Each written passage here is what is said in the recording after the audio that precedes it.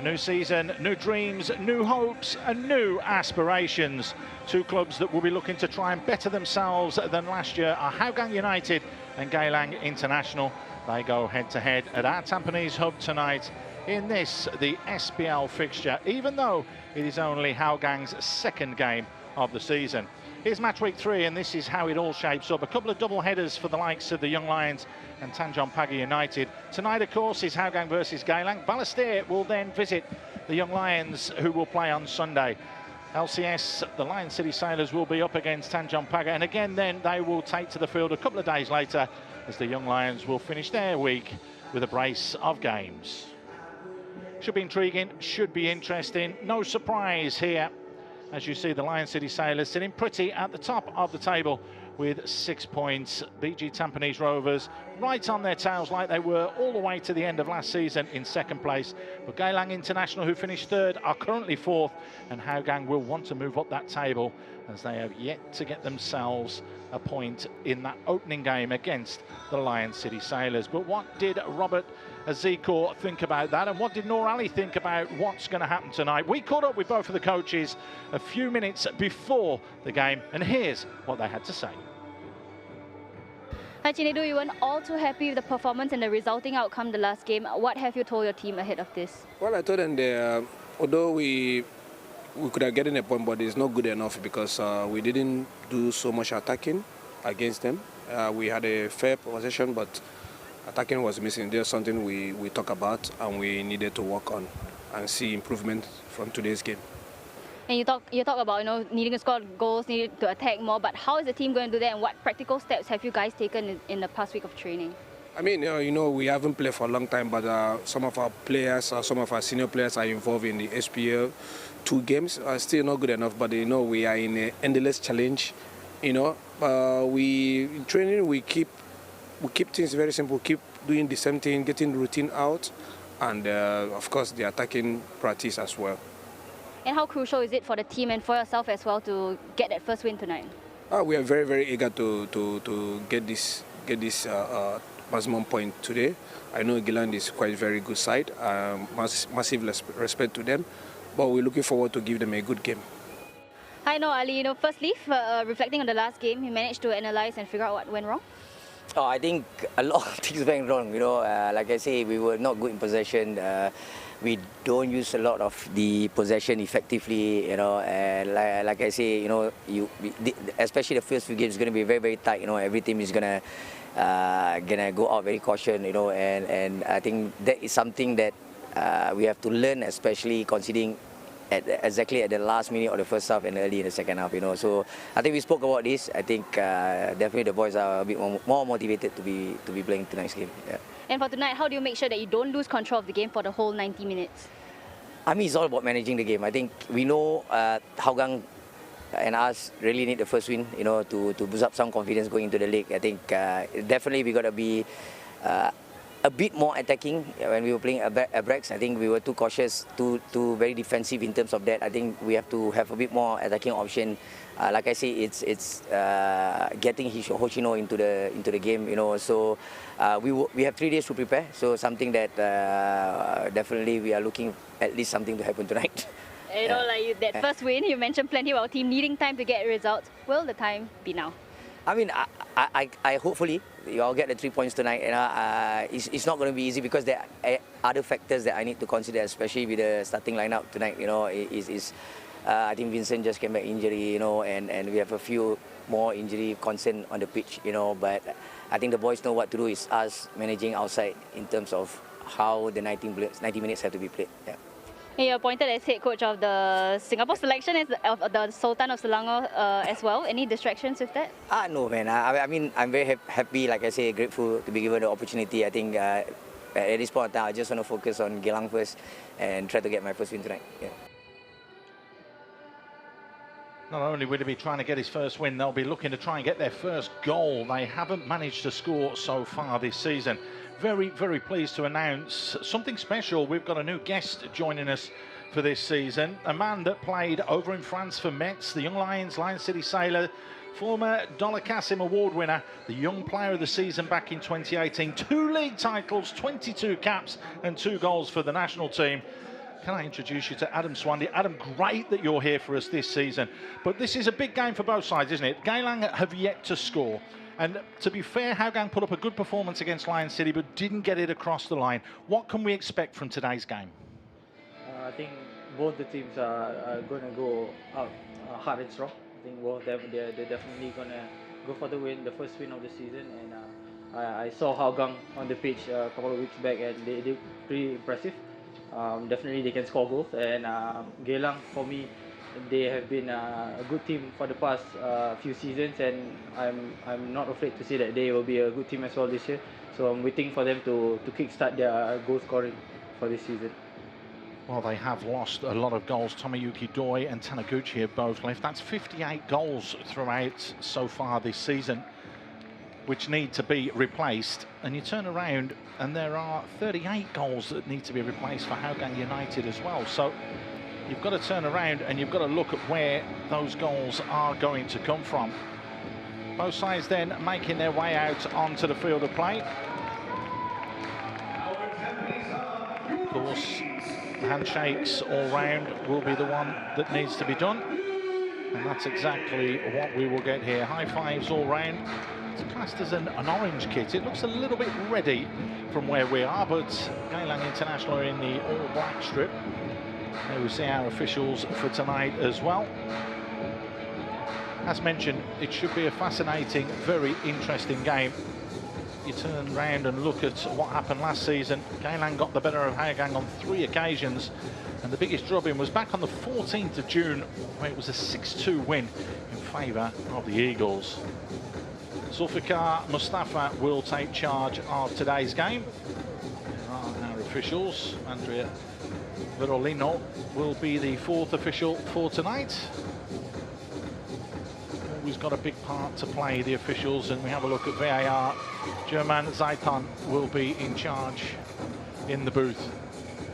He will be helping the referees to make their decisions. Jos Pereira then elevated to skipper.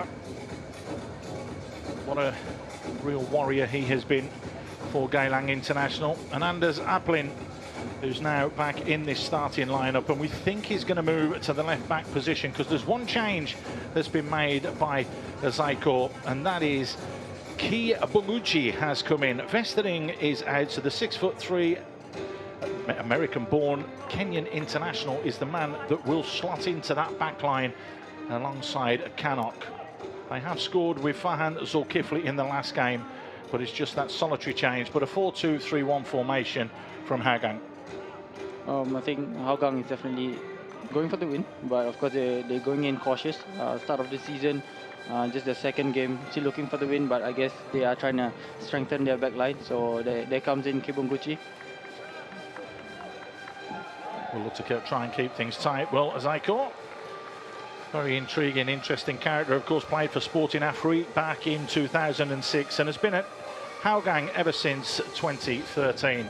2 changes then made by Noor Ali. You heard one of them. Bezakor is back in the starting lineup, and his 15 assists last season are going to be very, very much needed as they're yet to score. Shakir Hamza received a red card in that last game for what was a ridiculous challenge from that free kick. So Nazrul Nazari comes into the fullback. Just the 2 changes from them. I think Bezakor has been a brilliant player to watch him play, to play against him. He's definitely a gem in that side, and of course Nazrul, you don't have to think of anything. He's been a mainstay in the league, in the national teams as well, so he's going to fill in that role really easily.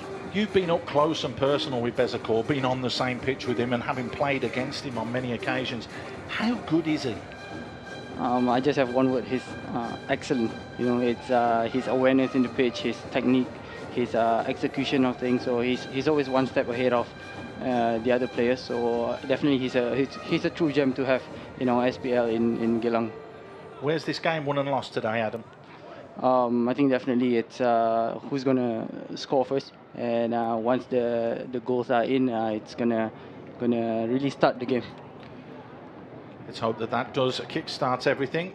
Yatsakorn will be the one that's going to kick-start this game, the Thai international. 2 caps he has for the Thailand national team. He's on loan from Chonburi.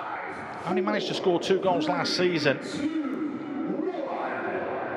We'll be looking to try and add more this year. So it is Hougang that get us underway, kicking from left to right in that really orange strip, shall we say.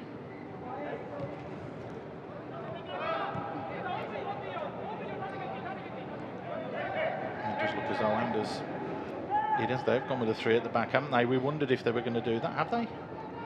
No, Kikuchi's just dropped into that back line. Be interesting to see who's gone and slotted in over on that left-hand side.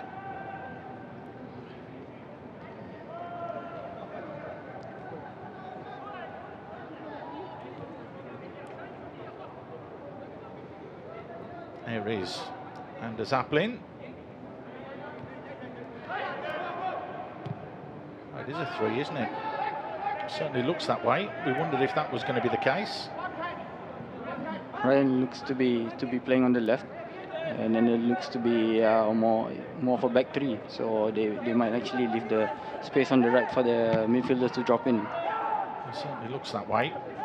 It'll be very interesting to see how that one transpires as this game progresses. Chance here, early doors though. Blasco tried to blast it into that far corner, past Rudy Kairola, but he was down quickly, and a good save from the keeper. I think Geylang definitely had an early scare in the game. Tajili caught out off his position, so they definitely will need to pay more attention to that runs away from Victor. Lovely little give and go, it really was. And Victor Blasco, not a million miles away. Hougang looked to come again this time, just blasted clear. Inyatovic clears his lines and is picked off by Gibunguchi. Here is Ryan Sanizal on that left-hand side.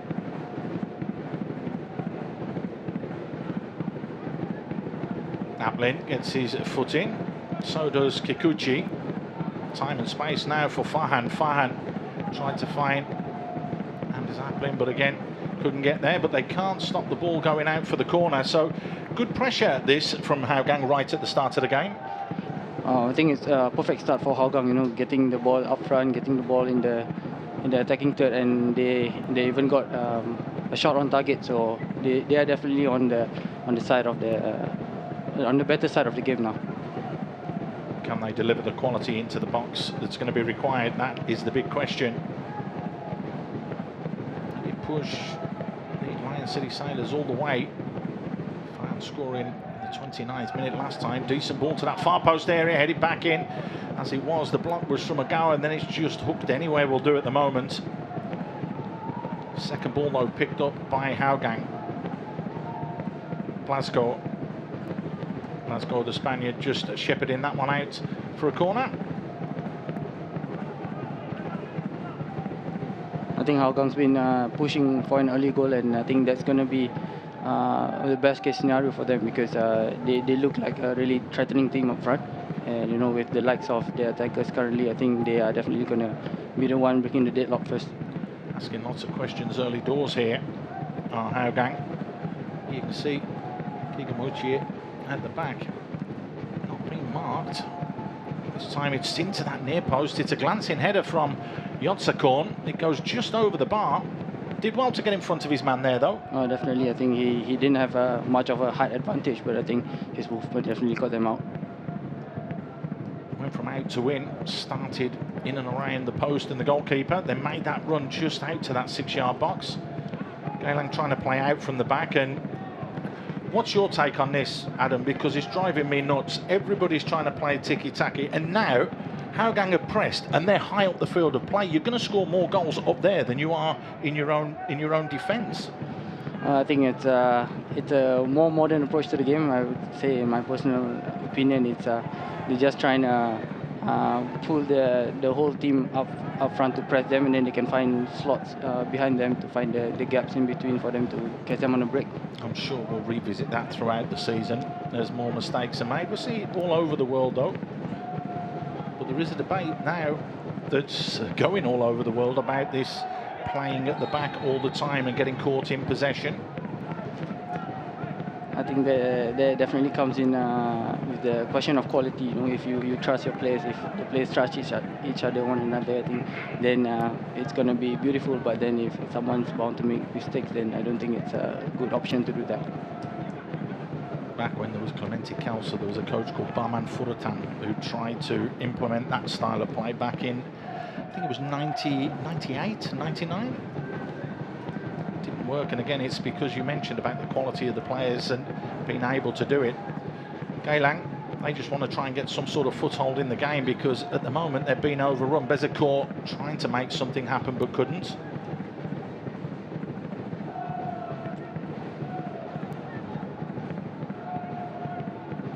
I think playing out from the back is definitely a really technical thing, and also even on the pitch quality definitely plays a lot of part in it. You know, you're playing on artificial, it's more possible to do that because errors are not as often as when you're playing on normal grass.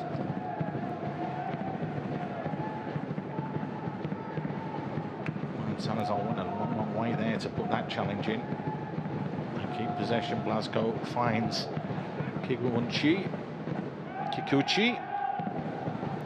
It's about taking on his man, gets a little nudge, play on, said the referee. Tajeli flicks that one forwards, but Anders Aplin is there to pick things up.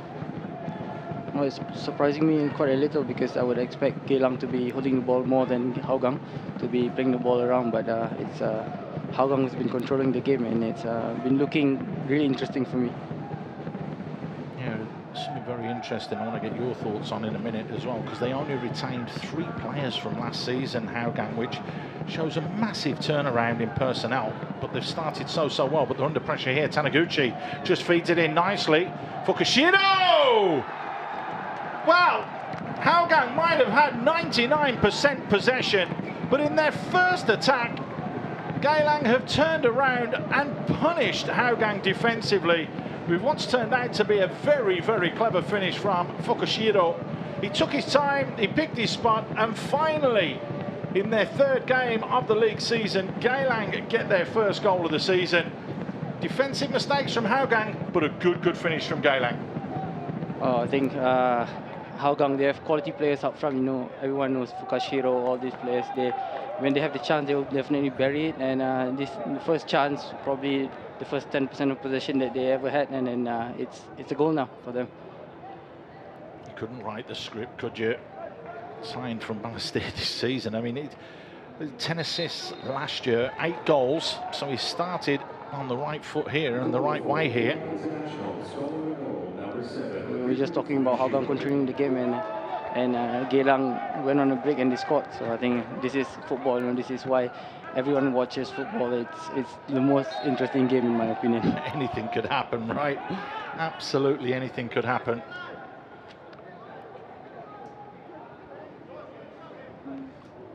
So Riku Fukushiro opens his account for the season, and not only that, starts the ball rolling for Geylang as well. Now they've got something to hold on to as well. And Hougang, who have been in complete control of this game and have not looked in any danger whatsoever, find themselves trailing by 1-0. There's Ryan Sanizal. Is he playing as an inverted fullback where he's stepping into the middle of the park as well? Certainly looks that way. Yeah, I think that's what they're trying to approach this game with, and just coming into making it a back 3 whenever they're going on their attacking run. So Ryan comes into the middle as the number 6. We've seen that as a tactic from quite a few teams, and City have deployed that as well, where the fullback steps in but doesn't step forward, steps inside as well. Just adds an extra dimension. I think with my experience playing in the SPL, I think one of the first teams that did it was Tampines with I think with Erwan Shah playing in that role, and it was quite surprising to everyone, you know. Yeah, that was a couple of seasons ago. PG Tampines Rovers, of course. They're not in action this week. Literally everybody else is all out of play. So can Geylang get themselves back into this in some way, shape or form? That is going to be the question. Layoff from Hoshino. Again, Hougang looking comfortable when they do get the ball.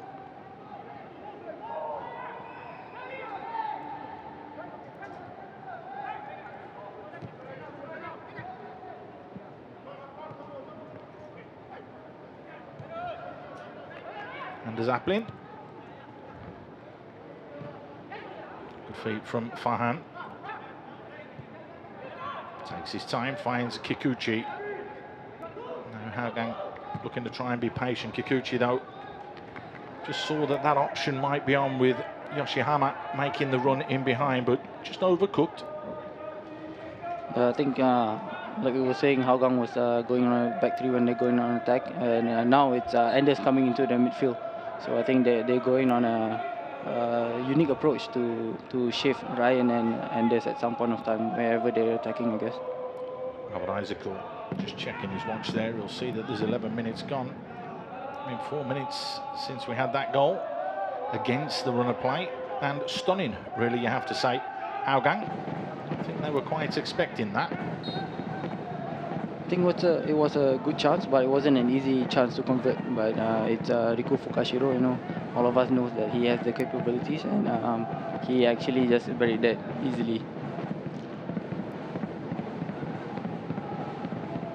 Yakovic just trying to keep the ball moving. Oh, that's a poor ball played back inside. Tasheli getting caught in possession. Farhan just couldn't beat his man. Najul Nazari strong in the challenge, so a good battle between him and Farhan.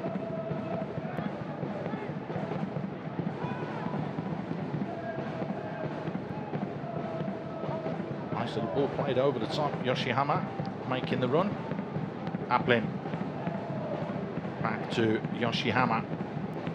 He fires it into that far post area. Tajeli with the clearance, only as far as Ryan.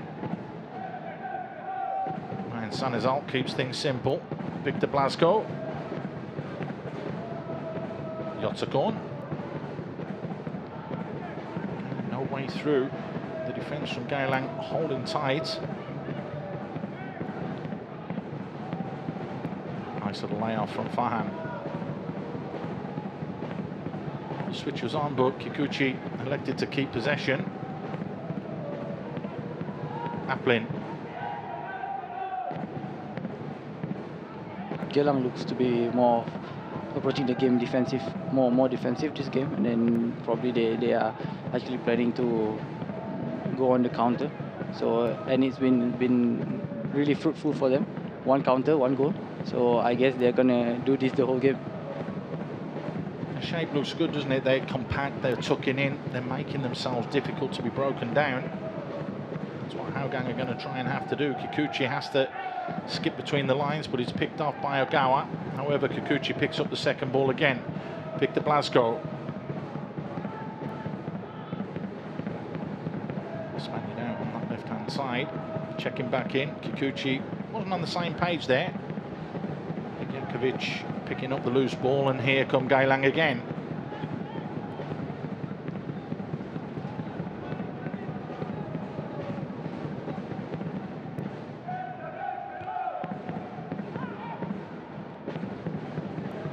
Well picked up by Farhan, put the challenge in, wins the free kick as well. Nazrul Nazari just a little bit overzealous in the challenge and just catching him. I think Farhan, he's really tricky. He's really fast, quick on his feet. So it's going to be a tough night for Nazrul as well. So it's going to be a great fight down the right wing, and I really hope to see more footwork from him, Farhan. Yeah, he had a couple of years at the Young Lions. 3 goals in 11 games last year for them. Ball fired in, it's dangerous. Well, Rudy Kairula came. The defender saying, no, I'll clear my lines instead. So Nazrul came away with it, launched forward by Josh Pereira. And Zaplin just tried to shepherd that one out of play. The official said no.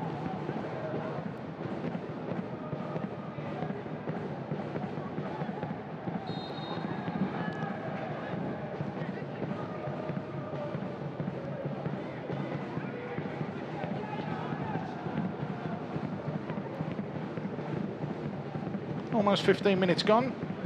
It's only the second game of the season for Hougang.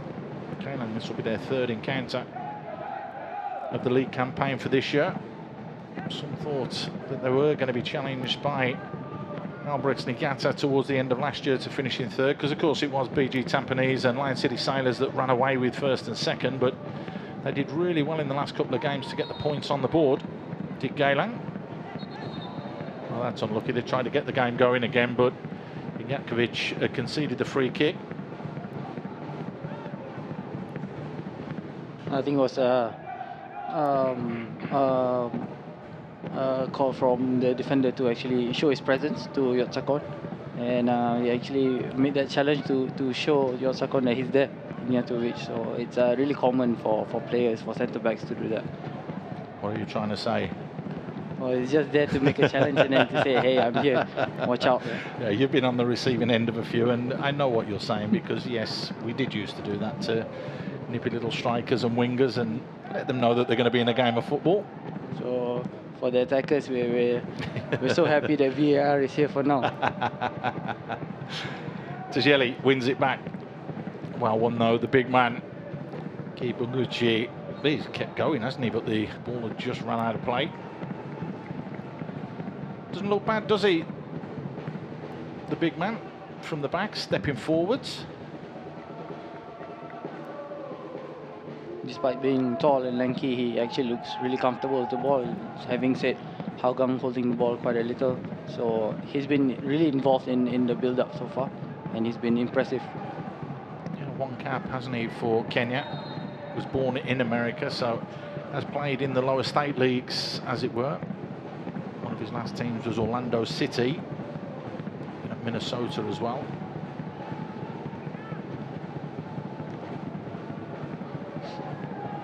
Both players at it there, as they say. That does happen. There's the foul count. It's a little bit of a niggly game with 9 fouls so far in the opening exchanges that we've had. It's been entertaining thus far. I think we get the early goal for all of us viewers. One thing that we actually won from games are goals, and we've been treated to one, and I think we're definitely going to get more goals to come. Referee's played an advantage there. Big nudge in the back coming in from Kikuchi, but it's great work from Hoshino, who's drove in. It's, oh my goodness, Kikuchi with what was a desperate lunging challenge to stop that shot going in from Hoshino. What a chance that was. I think Hoshino, everyone knows how strong and powerful he is, so he's been using that throughout his seasons back in Singapore, and it's proven. You can see how strong it is, how he's holding off his defender. I don't know how he's managed to get away with that, to be quite honest. Kikuchi literally desperate to clear that ball in the end, wasn't he? A yellow card has been shown while that's all been going on. Canuck has gone into the book for that challenge on the halfway line to Taniguchi. I'll bring you confirmation of that in a minute or two's time. I think it's just been checked by VAR. Oh. No. That's no yellow card to Farhan. Who's that gone to? That looks as though it's gone to Kipunguchi. And you can see Taniguchi saying, it went straight through me. Well, all this has been cleared up by VAR, which was what the referee was signalling. Cannot, there you go. He does get the yellow card. So another one's been shown as well. Ball whipped in, fisted away by Zafan. Not far enough though. Ball bouncing and bobbling all over the place. And in the end, Farhan comes away with it and wins a free kick. And the referee now needs to get hold of this game, which is why he's shown another yellow card. And that looks as though it has gone to Fukushiro, the goal scorer. I think Fukushiro had to do that. The Hougang is going to go on the counter and then the ball's with Farhan. So there's probable danger there. So I think Fukushiro had a decision made in split second to actually take him down and get the yellow card for the team. Has decided to take that yellow card. Glasgow switched to this right hand side, tucks the ball up the line. Yoshihama wanted the free kick, not given. Turned away with the ball there, Yokoyama. There's a challenge in from behind from Kikuchi. He's saying I went for the ball, but you can't challenge from behind now. It's a free kick straight away. The game has been giving us too many fouls, I guess. But you know, it's the start of the season. Everyone's eager. Everyone wants to get the ball. Everyone wants to impress everybody. So games are gonna be like this, especially at the start of the season, and then hopefully it's gonna flow better. It's very stop-start, isn't it, at the moment? We saw there was it 9 free kicks or 10 free kicks in the opening 17 minutes, and now there's another one. It looks as though Ignjakovic has gone to ground. He's going to be fine though. He's a big, strong boy. He's going to bounce straight back up. He'll take his time. Now, he did leave a little bit on him, didn't he, to be fair? And Yotsukorn, that's a little bit of payback. Keep an eye on that one with those two, Yotsukorn and Ignjakovic. High fives all round. Don't forget, Ignjakovic just went straight through Yotsukorn a couple of minutes ago on the halfway line. Probably it was payback for Ignjatovic for doing that. So, like I said, it's Ignjatovic saying, I'm here, and then now it's your constant. Saying, yeah, I know you're here, so am I. I don't mind that from a striker at all. Bit of time and space. Yoshihama had to wait for the runners to get themselves into position. Farhan, who switched flanks. Farhan delivers. Yotsukorn just couldn't get there, and in the end, hacked away by Agawa. Not far enough. Little cushion header from Ryan Sanazal. Couldn't keep it in play. Throw in. Geylang. Hougang looks to be really in control of the game, but unluckily they conceded the first goal. But it looks like they're gonna get one back as soon. The next goal is gonna be for them. Well, that's the old adage, isn't it? You can have 99.9% possession of the ball, but just that one little error and that one little percent goes against you, and you can lose a game. That's the beauty of football.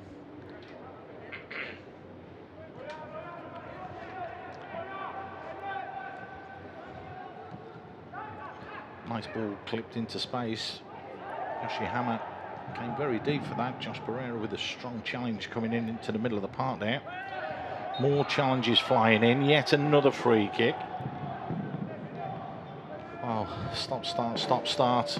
All over the place at the moment. Yeah, it's really frustrating when you're playing and then you get the momentum and then fouls keep coming in. You lose your momentum easily. But I guess this is what, especially the defenders, they like this. They don't want the attackers to gain momentum to have their comfort. What a good pro Josh Pereira has been for Geylang over the last 5 seasons. 3 goals, 70 games.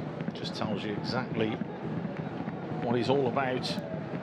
Really committed. We've seen him play right back, left back, centre midfield, on the wing. I think the only position I've never seen him play is in goal. I'm not surprised he'll be playing as a number 9 soon. He's a really versatile player. He's been, I grew up playing with him. He's just 1 year below me in school, so he's a player that can actually play any position, and he's really technically gifted. So I think that's why he's really fully utilized in Geylang here. Yeah, he's one of the first names on the team sheet. Wears his heart on his sleeve. No doubts or questions about that.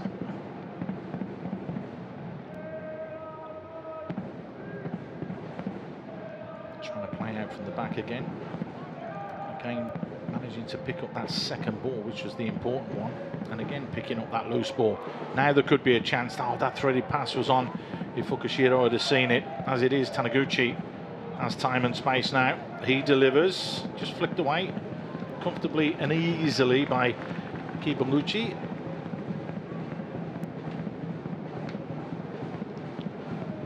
Nabi Kibamuchi in the right place at the right time. Definitely, I think he's using his height to his advantage, and it's standing at 190 cm, I guess. So it's his territory up there.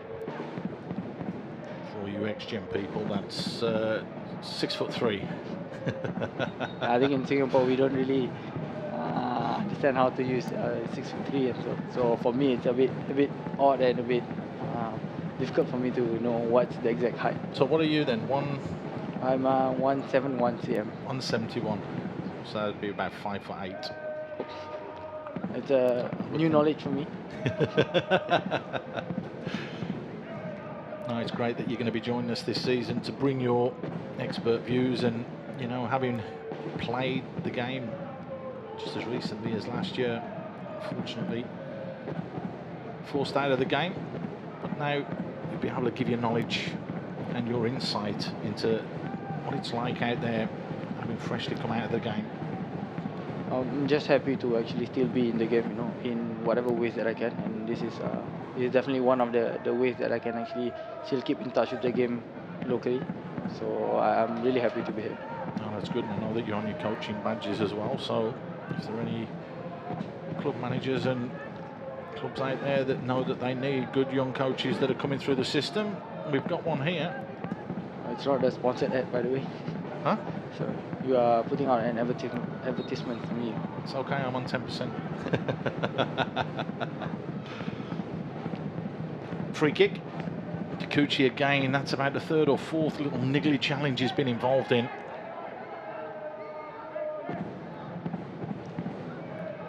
Gonna have to be careful, otherwise he's going to be told he's going to go in the book. Bezecourt upended. Didn't look too happy with that.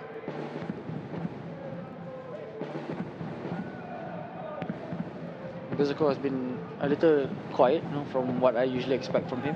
25 minutes gone past, and he hasn't held the ball quite a bit, hasn't had quite much of an impact.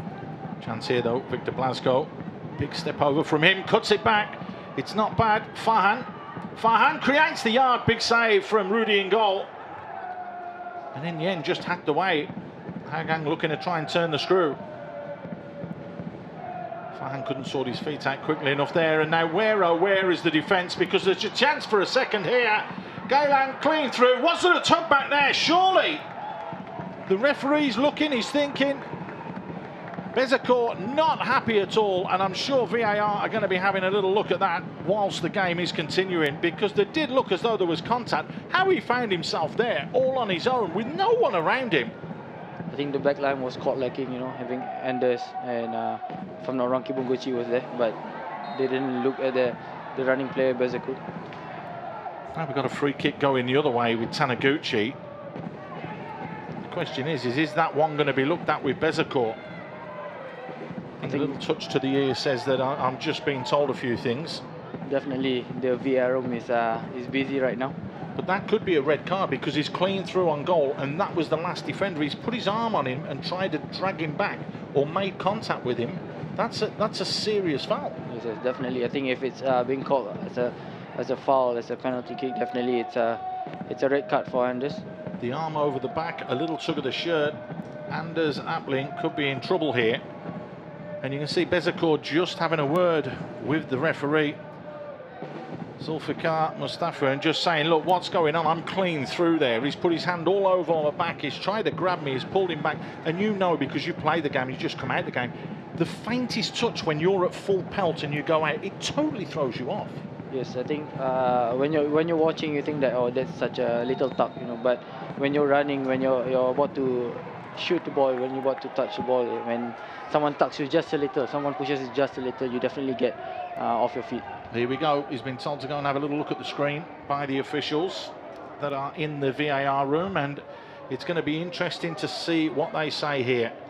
Right, let's have a look and let's just break this one down, because the defending was woeful. It is as simple as that.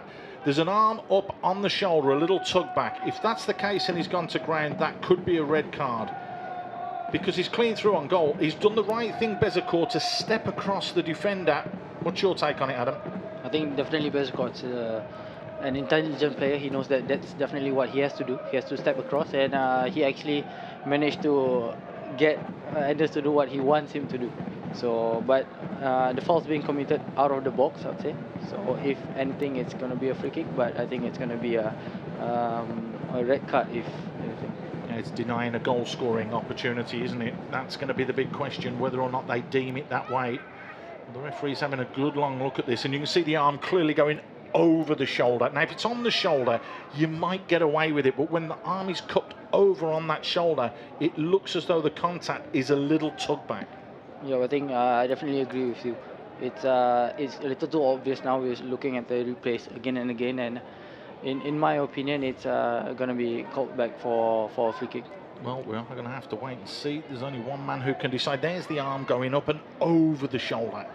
Now, if it brushes the back, if it hits the side, you might be able to get away with it. But that cupped hand going over the shoulder is the giveaway. Then there's a little tug on the shirt. Now, there's nothing in that. That's just the momentum of him just holding onto the shirt. Let's see what the referee, Zulfikar, is going to decide here. This is a big, big decision that could affect the outcome of the whole of this game. Is he given a penalty? It's a red card. It is a red card for Anders Aplin. So he had put the arm up over the top of the shoulder, and the free kick has been awarded. So the red card has been given. He took his time, to be fair, with the referee and the VAR assistants to make that decision. But that is a huge, huge blow for Hougang. I think it's going to be a really uphill battle for them. You know, they're 1-0 down and then losing their captain, losing Anders, and but definitely the referee department, I said they got it spot on. It's the right call, and I think definitely it's one that Geylang is going to take advantage of. Well, that really, really helps Geylang, who have been under the cosh for the opening 30 minutes or so. Free kick has been awarded outside the box, is it? The same as the initial contact, isn't it? It doesn't matter that he ended up in the box. So here it is again. Where was the defence? That's the question you've got to ask, Adam. I think because of they were caught lacking, and then Anders had to come in to make that rash challenge, and you know, it all happens in a split second in football. Then you can't take back whatever you've done, so you just have to face whatever you've been given. Yeah, face the consequences, and that's a red card. So Geylang have been involved in the last two games with red cards in each of them now. Cheikh Hamza, of course, being red carded for, well, jumping all over the wall that was just in front of him. And now a little tug back from Anders Aplin sees him seeing red. And they could see more red here, because there could be some red faces if Taniguchi or Bezecourt can put this in the back of the net. They haven't offered that much going forwards. They have been very much playing on the counter. Who's it going to be? Will it be Taniguchi or will it be Bezecourt? It's Bezecourt trying to go under the wall, and doing his job there just to stop that going through. I was definitely expecting something more from Bezecourt or Taniguchi, because they are the players who can actually do something from that kind of position. Just hooked clear, so Bezecourt has quite a few decisions to make now, the head coach. Got to keep Yotsukorn on. You need somebody to go and chase things down, but he's going to have to reshuffle the pack slightly. It's such a shame, because they were in good form. They were passing it around. They were looking good. Just needed that little bit of luck, and they might get it here, because it's never easy playing against 10 men. Here's Yotsukorn again. Still Yotsukorn. Good tracking back though. Good defending. No surprise there from Agawa. But you never know. Sometimes some teams play better when they're down to 10 men, you know. And I've seen it many times throughout my whole career, you know. You get red carded, you get one player red carded, and then suddenly the team plays better. You know? Everyone works harder, and they get more chances. So I'm hoping for that. Could be a chance here though. Keegan Bonucci was pushing forwards, got upended and seriously fouled, and this could be a dangerous position for Hougang. No surprise, Injakovic yet again involved in the thick of the action. Yeah, he's definitely showing everybody that he's there to make all the tackles, and yes, he's saying his big welcome to SPL. It's clumsy though, isn't it? It's a clumsy challenge. There's no need to go flying in there. If he stays on his feet, it turns around, and you say to Keegan Bonucci, you're a defender, come on then, beat me. Yeah, I know. Sometimes it's that split-second decision where players get it wrong, and sometimes you get too eager. I think, like I said, it's the first few games of the season. He gets a little bit too eager. He's a new signing, first time in the country, so yeah, he wants to show that he's there.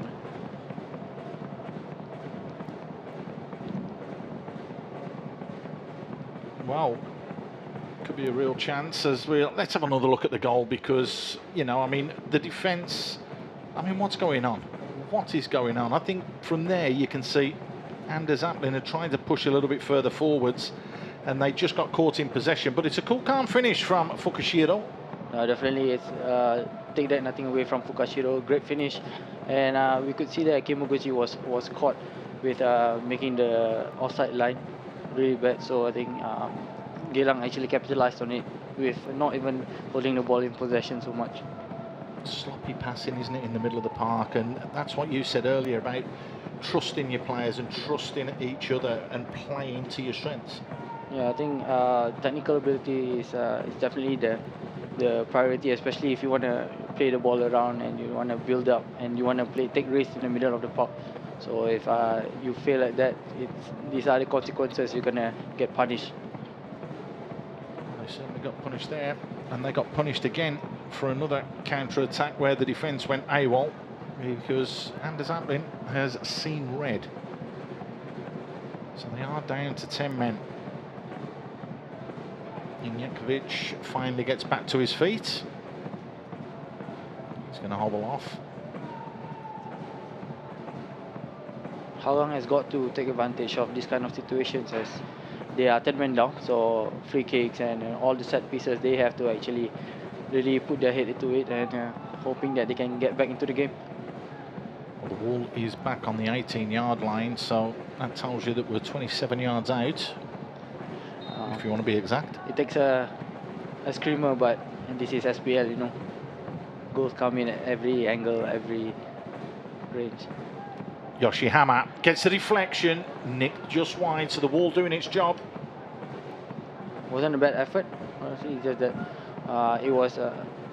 he got a touch from the wall, so he got a corner. I think they definitely have to make use of this. They have a height in terms of Kibonguchi up there, so they are definitely looking to find his head up there. Josh Pereira was the man that was in the way.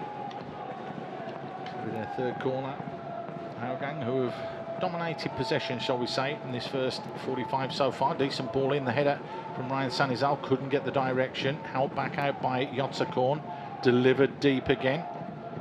Kibonguchi finds it out, Blasco keeps possession, as do Hougang. Farhan spreads it wide, decent ball in, but it's far too close to the keeper, and Rudy Kairola, no problems for him, who bowls it out quickly, and they're looking for another quick counter-attack here. Taniguchi, though, just slows it down. Taniguchi has loads of experience in the league. You know, he's been scoring, he's been assisting. He knows when to pick up the speed. He knows when to slow down the game, and definitely it shows. 35 games in all competitions and 14 goals last year from Taniguchi tells you how much he provided. Decent ball played through, everybody's come. It's a huge mix-up and a simple tap-in for Taniguchi, who we were just talking about. Geylang double the advantage. They capitalise on the red card. It might have been 14 goals in all competitions last season for Taniguchi, but all he'll care about is that one now that gives his side a 2-0 lead, and it is the dream start and real punishment from Geylang to Hougang. Definitely great run from Taniguchi into the back and great ball. So when these players get the opportunity out there, you know that they're not gonna put it to waste. They are definitely gonna put it in the back of the net. So Hougang, they definitely have to buck up, because their defense line has been really shaky. Can't allow that ball to bounce. You have to go and attack it. Just stood and watched it, did Ryan Sanizal, and that is why he's been punished, because Taniguchi was onto it like a flash, rounded the keeper Zarfan and just slammed it into the back of an empty net. You can see how happy he is about that. What a player Taniguchi is. You know, when I was playing, whenever we're playing against him, whatever team that he was in, he's always been the man to watch. He dictates the game quite a bit as well, and to me, his best ability will be his technical skills. You know, he's really comfortable on the ball. He can make things that are really quite unpredictable. This is the hardest thing now for Hougang. Pre-season wasn't great for them.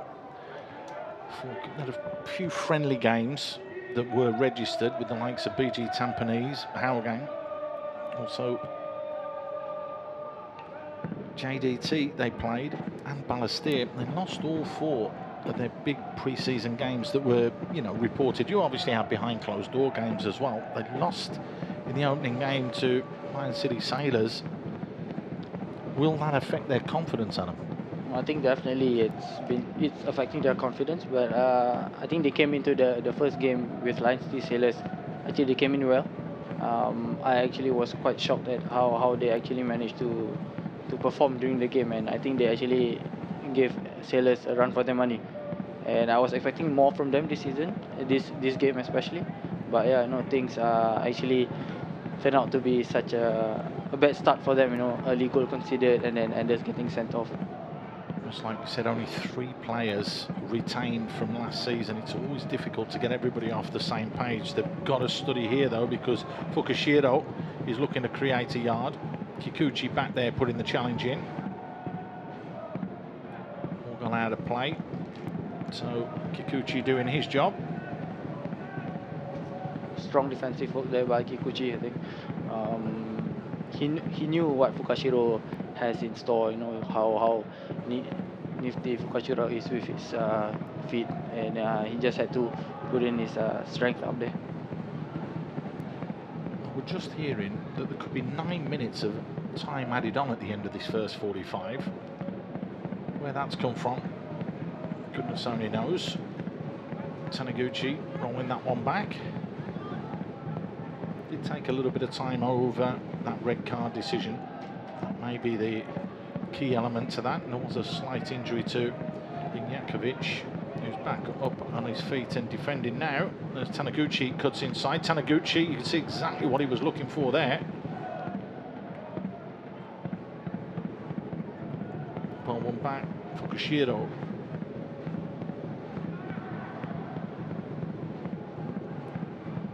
Tajeli delivers. It's a decent ball into that far post area. Finds Bezacourt.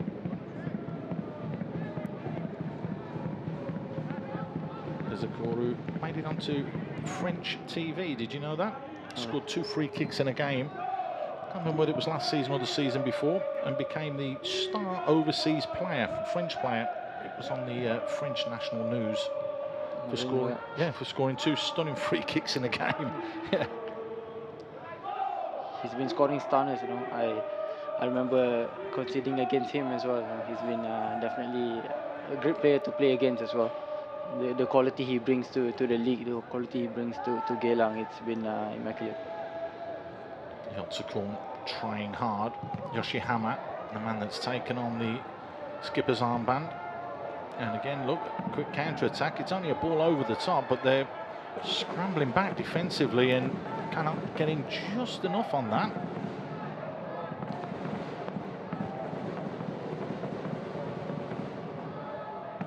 If we hadn't have had the goals and you'd have watched this first 45 minutes, you'd wonder how Hougang are in front. No, honestly, it's throughout the whole game, throughout the whole 43 minutes that we're having, it looks like Hougang is the one attacking, holding the ball. So it's actually crazy how Geylang is on top with them still having 11 men while Hougang is down with 10 men and not scoring any goals.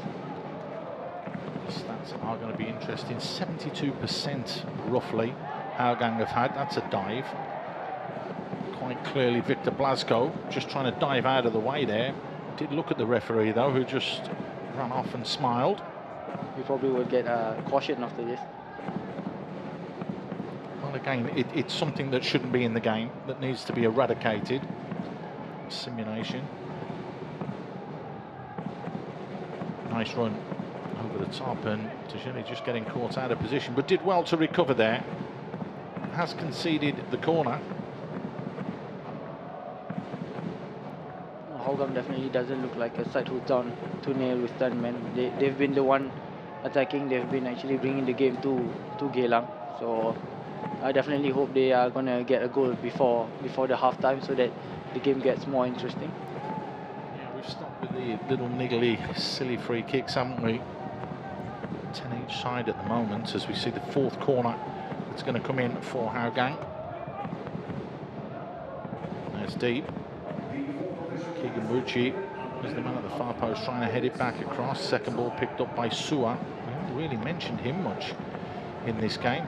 So 9 minutes of time added on then at the end of the first 45. Decent ball in, but again, Keegan trying to win it back, and does. Hooked back inside from Blasco, but far too easy for Rudy Kairola, who, well, makes that save look very, very easy, and it was definitely one for the cameras.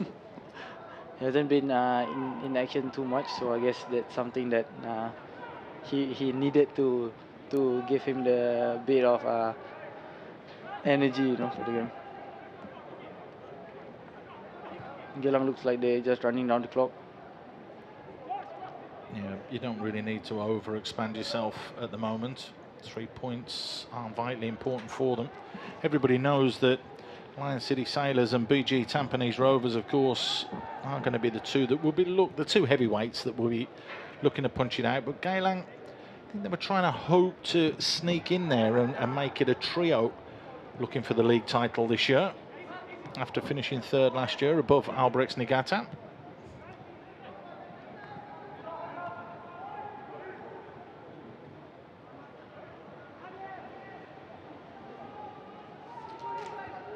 Well, again, down to 10 minutes, always going to be a little bit tougher. What do you think is going to be said at half-time in the dressing rooms, Adam?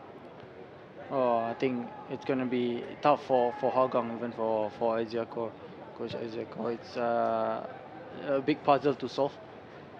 Losing a man and then you are 2-0 down. And honestly, I feel like the players have been reacting well. They actually have been still going on to attack. They've been taking their chances, and I think they'll probably be saying to actually just keep going the way they're going. But it definitely takes the coach to make a couple of changes to actually change up a little. Yeah, you've got to tweak something. Play on, no foul there. Ryan Sanizal getting away with that one. That looked a big foul there on Agawa, but play allowed to continue. Yotsakon threads it wide. Farhan in the box, so it's Yoshihama that's gone out wide. Kikuchi cannot. Kipunguchi, Kikuchi, Yotsakon. And again, it's just catching practice, isn't it, for Rudy Kairola at the moment?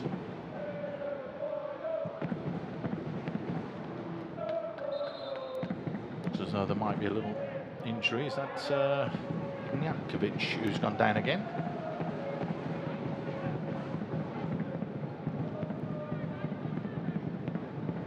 Yeah, it is. He doesn't look happy, does he? Well, you'd want to try and get through to half-time, wouldn't you? And just see if you can patch it up. They'll definitely not make the change right now because it's just 30 seconds away from the halftime. So they will probably look at it during the halftime, and hopefully he'll be out again. I don't think he's going to carry on. Look, the pads are off.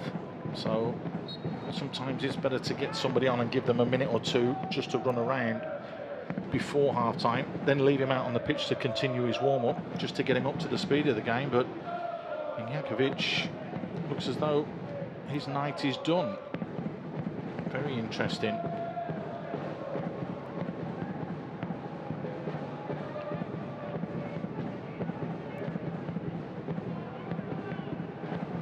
No, Ali is definitely going to take his time to make a decision on what to do with Ignjatovic, to change up with another player, which player he wants, because he has the time, because he's coming to half-time. Yeah, you wouldn't want to rush that decision, would you? And they're not on a disadvantage anyway. That is 10 against 10 now. Of course, they did start the season with that 0-0 draw against BG Tampines Rovers, which obviously was a good result for them. The strike gets deflected, and, well, Rudy Kairola just had to be a little bit careful with the bounce there. 4 clean sheets last season. He's already had one, and he'll be hoping he can get another one here, which would be 50% of the clean sheets he got last year. It's quite amazing to think that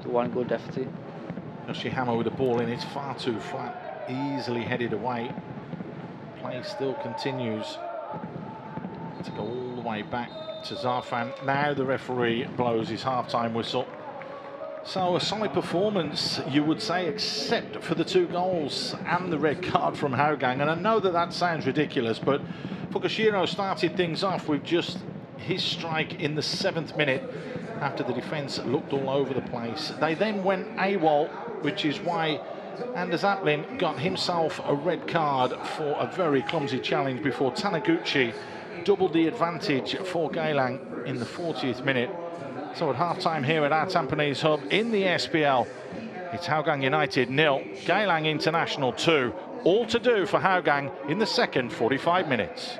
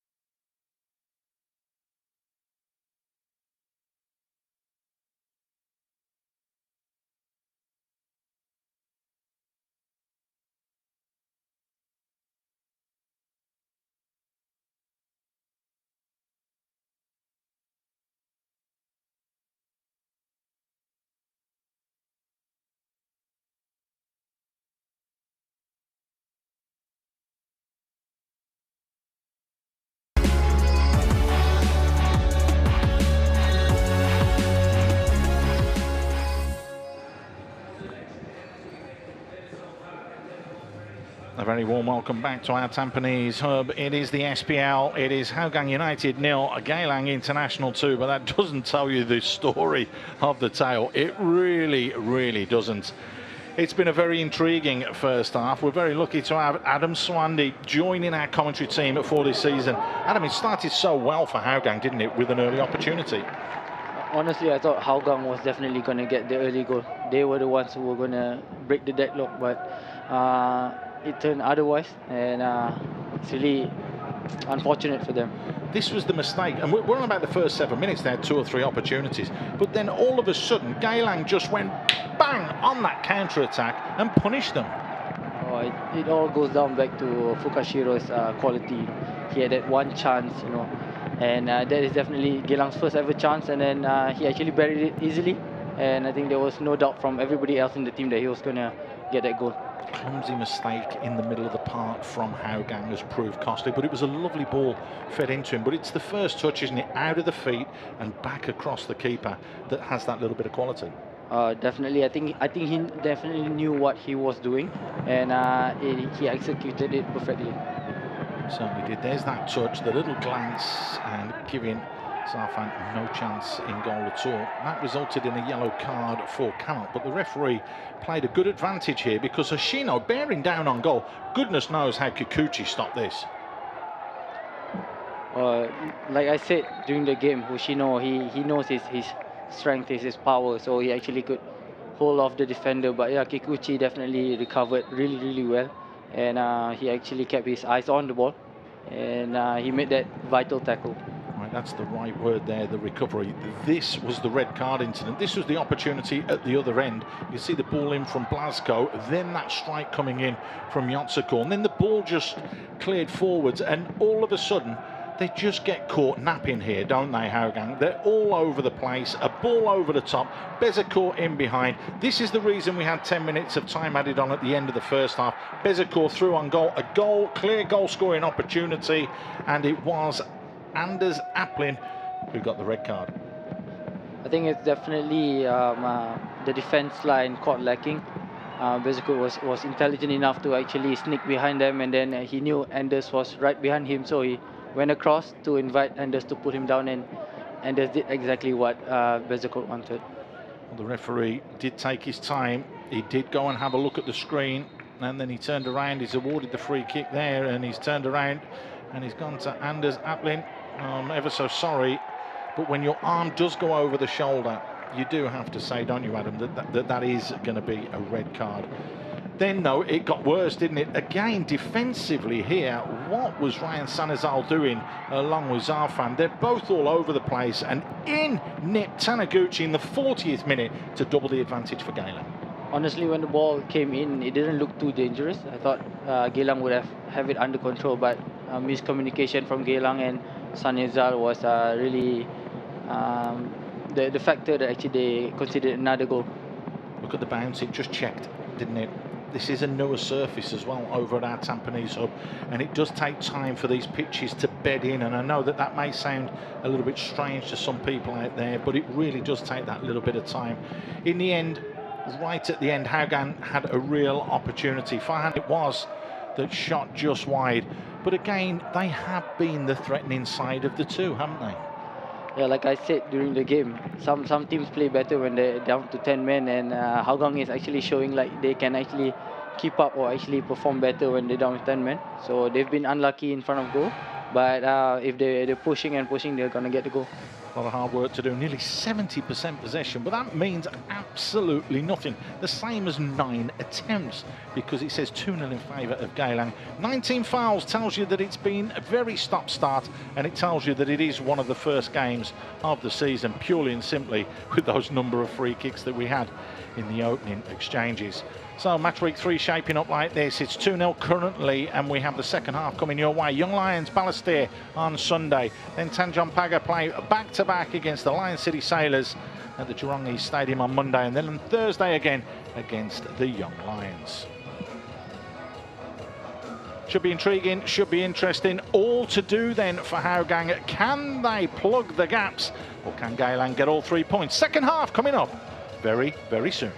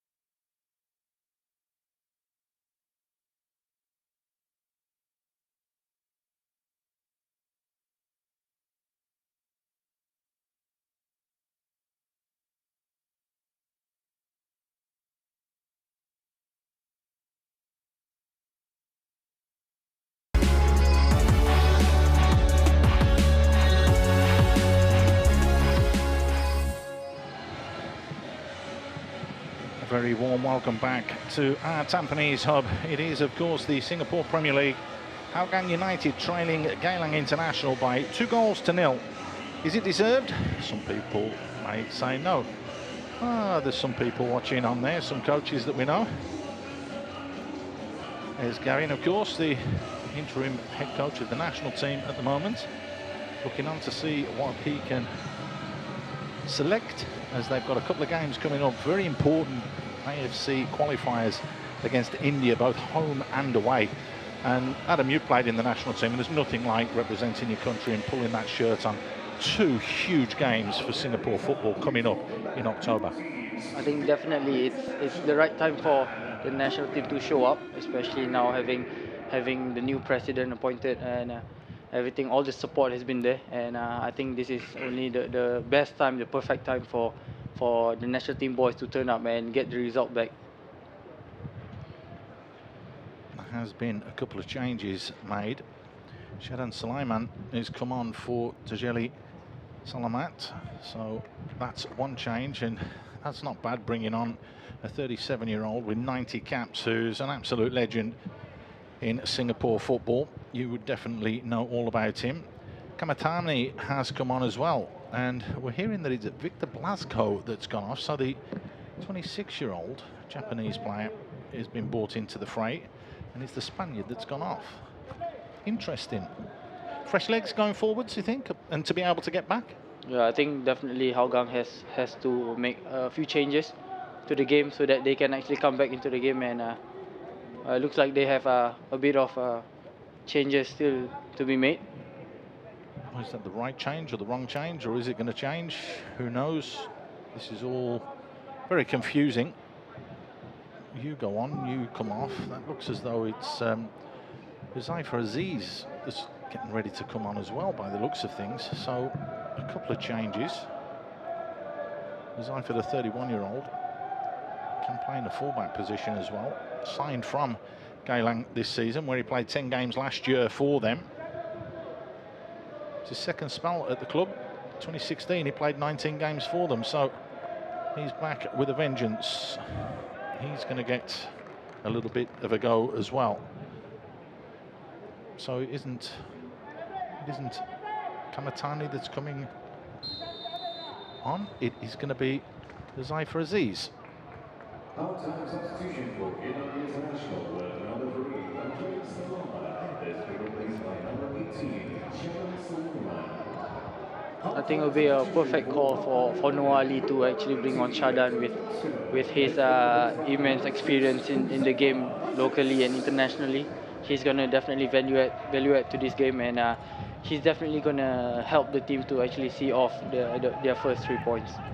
He was nicknamed Mr. Tampines Rovers, wasn't he? I mean, yeah, what was it, 47 spells with the club, didn't he? I mean, has gone and played in Malaysia for a season, but spent a lot of his time at Tampines. 5 different spells with what is now BG Tampines Rovers, but of course it was the Tampines Rovers back in the day.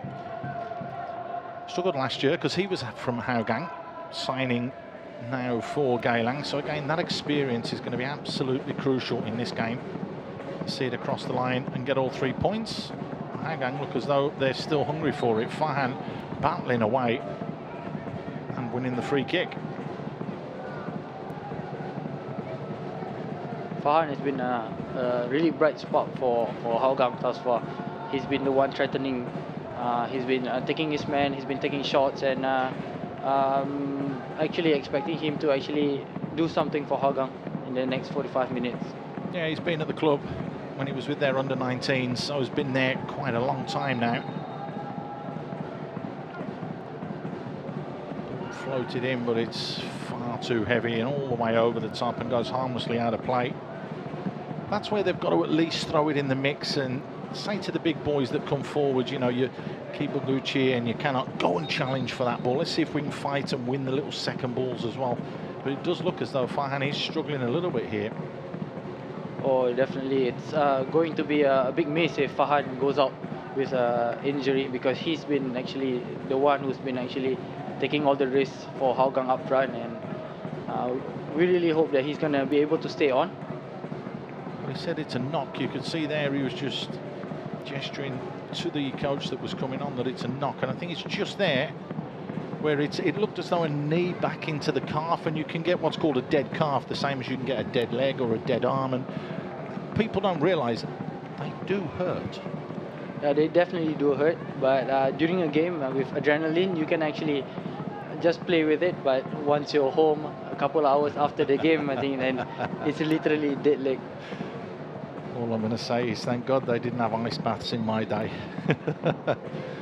Mind you, I played for a coach called John Bett that used to insist that we had cold showers before games and at half-time. So he was ahead of his time because that was before a game and at half-time. So there you go. Used to play the long ball like that it's just gone out of play, so I'm going to get on with things quickly. Sarfan just keeping possession, the man who's on loan from the Lion City Sailors. A little bit of a mix-up with him and Ryan Sazal for that second goal. That looked like a little clumsy challenge. Whistle's gone for offside though. Would you go with a 3 at the back if you were Hougang and try and, you know, go a 3-4-2 and at least have some runners up front? I think if I was Isiako, definitely I will take all the chances, because you're down 2-0, you are down with 10 men. There's nothing to lose. You're gonna lose all the 3 points, or you're just gonna push forward as much as possible and try to at least salvage a point. And I think it's actually possible because the way they've been playing, actually they've been threatening. And yeah, I'll definitely put on just three men in the back and then just go for the goals. I can see your coaching career is going to take off. If you're going to be gung-ho and gung-minded like that, that's the right way to be. If you're going to lose 2-0, you might as well lose 8-0. Yeah, I hope if I become a coach, I will be that gung-ho like you said, because in the end, when you become a coach, you have so much thought and you become a little bit cautious at times. Don't worry, I'll come and help you. I can be your assistant. Don't worry about that one, Adam. We can sort that out.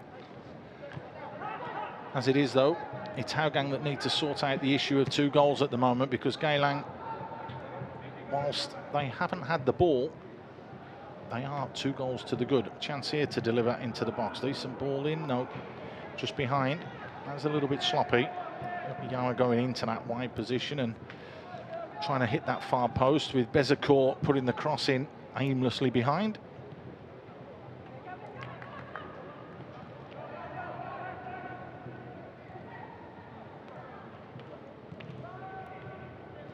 Hougang definitely doesn't look like they are outnumbered. They look comfortable playing the ball from the back. They look comfortable playing the ball in the middle. So I think they are actually having a bit of confidence amongst all this pressure that they're actually down 2-0. That was good pressure applied though from Agawa on that occasion. Young Lions last season never missed a league game. Played all of the league games last year for them. Managed to score 7 goals. It's a different kettle of fish now, though, with this Geylang side that he's with. Again, sloppy play. The ball flick forwards. Yotsakorn. Looked like a foul, and then he gets volleyed in his midriff as well. It looked like a foul initially. There was a nudge on Yotsakorn. He's worked hard for the team up there, hasn't he, up front? Yeah, he's been actually like running his socks the whole game, the whole 45 minutes plus the second half, and he's been trying to create something for the team, and I actually say that he is actually a good striker up front to have. Definitely an outlet. The officials just checking this one to see if there's any action needs to be taken. That's why we've got this little pause.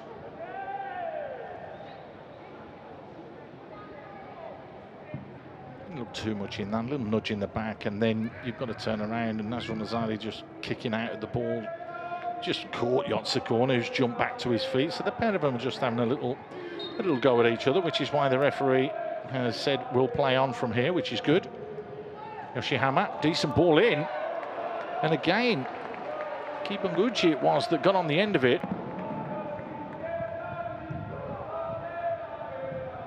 Good save out of Rudy Kairola. The attempts mounting in favour of Hougang, even though they're a man down. Keep coming forward. Yotsukorn helps it back inside. A little bit of time for Farhan. Farhan, is that a penalty? No. Clean, said the referee. Kikuchi with yet another little foul. I think the referee's just going to have a quiet word with him and say one more, yeah. Persistent infringement of the rules of the game. Too many little niggly fouls. I think Kikuchi definitely has to pay more attention to his challenges. He has to be more cautious. He has to actually pull his foot out a little bit more, because he's definitely on the books of the referee right now. Yeah, that's why the referee just went and had a little word with him.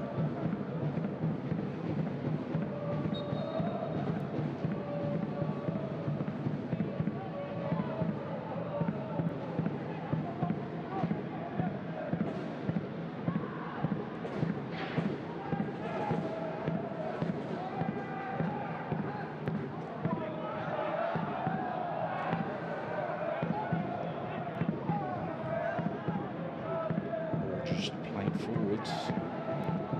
A bit of time and space for Taniguchi.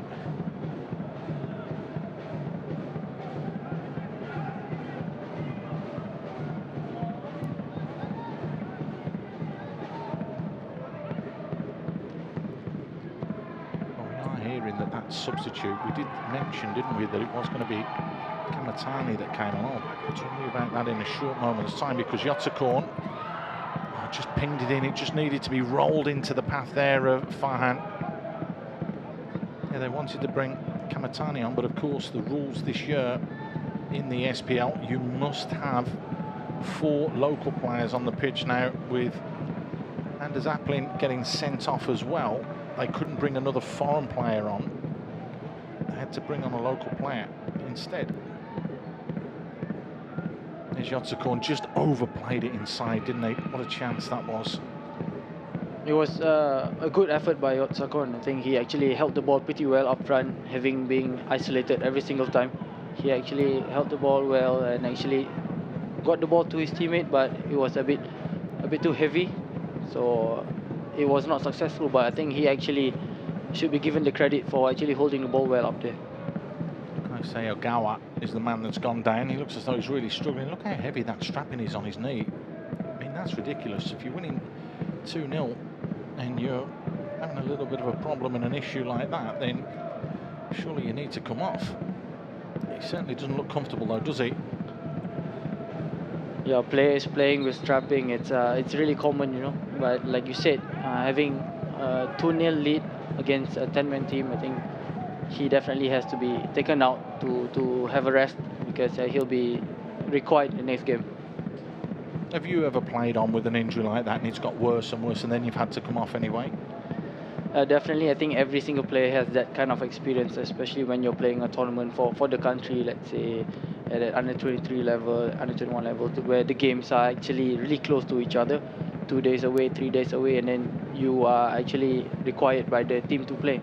So you actually play on with strappings and whatnot, and then painkillers. But you know, it's once in a lifetime opportunity. So you yourself, you don't want to get away from it. You want to play.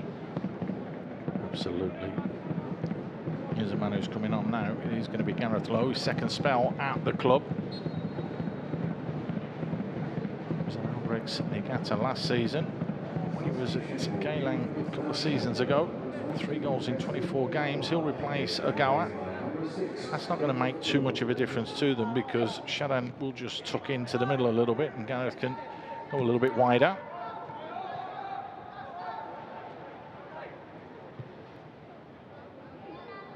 Can they force their way back into this game? That's the big question for Hougang. Again, they're not looking bad at all.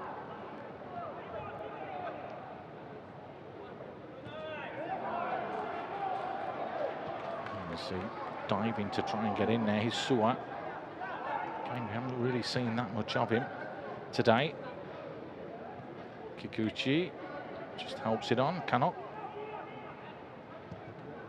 And Sanizal, who's found himself back in the right-hand side of defence of the 3 by the looks of things.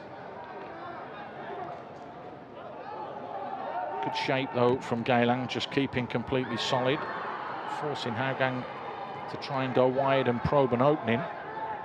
Suat. Nice ball flicked forwards, and in the end somehow that has found its way back to Rudy in goal.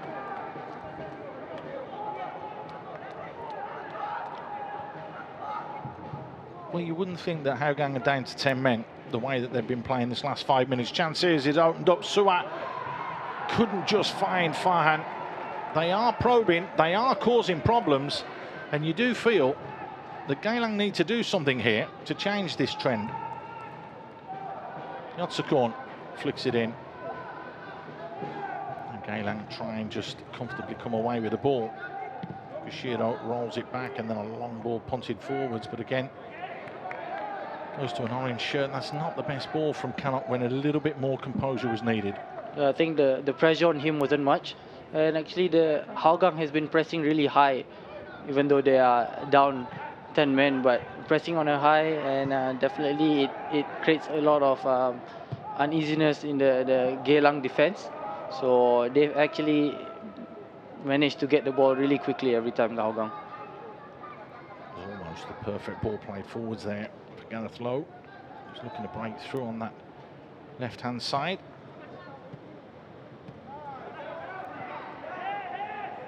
Good defending there. Nazari just getting his body in the way. Sometimes that's all you need to do. He's finding himself in the right back position this half after starting the game at left back. Comfortable either side. Sharan just keeps the ball moving. Now can Geylang sting? It's a good solid run. Time and space. Hoshino. Hoshino! They're asking for the offside, but he did duck under the ball. But was he interfering with the goalkeeper? Was he offside? I'm sure that they're going to be checking that now. But that is a nice, cool, calm finish from Hoshino. It's getting better and better for the Eagles, who are soaring high and soaring into a 3-0 lead. Once again, against the run of play, I think we all expected Hougang to come up with something, and then they lose the ball. The composure, the experience of the midfielders of Geylang managed to get the ball up front, and the great, brilliant finish from Hoshino. That's onside, no question about that. Hoshino takes his time. The question is was he in the eyesight and the line of the goalkeeper when this ball went over his head? Because who's that who's ducking? Is it Fukashiro? Yeah, Fukashiro, right? He's ducking. So it's a possible offside there, because it could have been in the eye line of Zarfan. So that's what they're checking. Oh, we're going back to the screen. It did look as though it was being bent into that far corner, and it did look as though Zarfan didn't really have a chance of getting across to save that. But it's all about interpretation. It's all about the rules. It's all about what the officials say here. I think he's got a clear side to the ball there, hasn't he?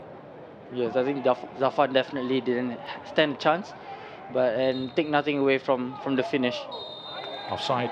He's given offside, so can't take anything away from the finish. Absolutely spot on there with that, Adam. But because of that run across from Fukashiro, and he ducked under the ball, it's adjudged that he interfered with that ball going into the goal, which is why it's been disallowed. This very moment can be a huge turning point for Hougang. Having that goal considered overturned definitely can boost their confidence, and if they can get a goal, I'm sure they will be able to come back into the game. Well, let's see if they can do that. They need to. Have to do something, because Geylang are gaining a little bit more traction and a little more positivity. Decent ball, Bezekor! Gareth Lowe has come on and caused problems. And again, down that left-hand side, the ball played into the middle, but Bezekor couldn't get over the top of it and skies it high. I think Kibonguchi did what he could, and he actually managed to throw Bezekor off his concentration, and he did exactly what was enough.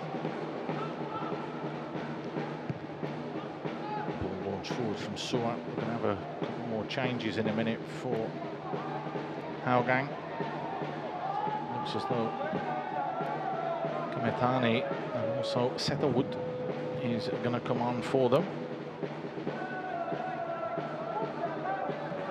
Let's see what happens in a minute.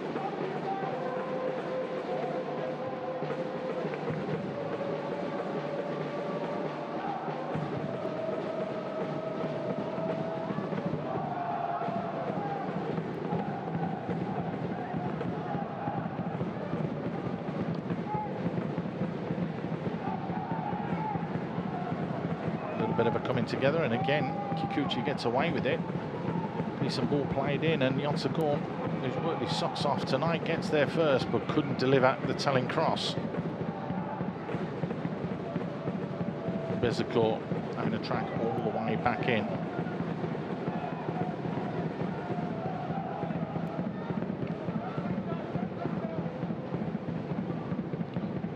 Geylang will definitely look to actually slow down the time, look to keep the ball as much as possible and run down the clock, because they don't want the momentum to be with Hougang, because Hougang has actually been quite impressive so far. Taniguchi pulls it back. Bezakor just waited for the ball. Kikuchi gets his body in the way. Just hacked anywhere will do at the moment. And Sanazal only as far as Najul Nazari. Here's Sharan. He might actually break a sweat in a minute and go into a jog. Just tries to keep the ball and keep it simple. Bezakor. Low playing that one out wide, continues his run forwards. Oh, that looked like a big push. Play on, said the referee.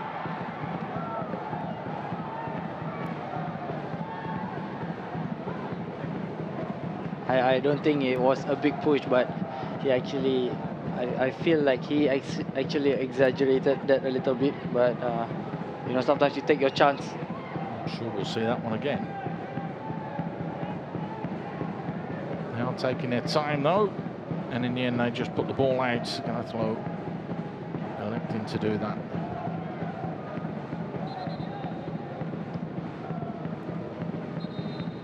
Come on. It was only the two arms with the push. It was a shove more than a push, right? I don't think it's gonna be anything's gonna be given.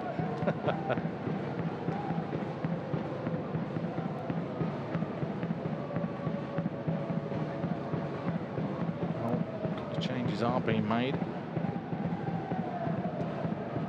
And it is Kamatani that's coming on with the red hair. Orange, I would suppose, to show that he's from Hougang, if you can't see his jersey. Farhan and Sua are coming off, and it is Kamatani and Setterwood that are coming on.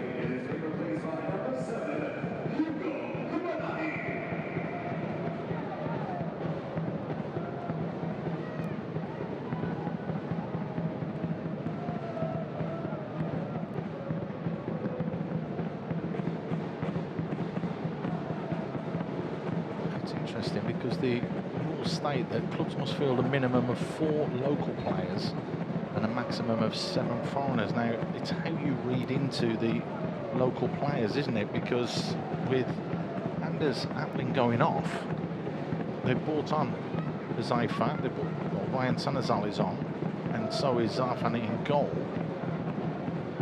There are 7 foreigners and 3 local players.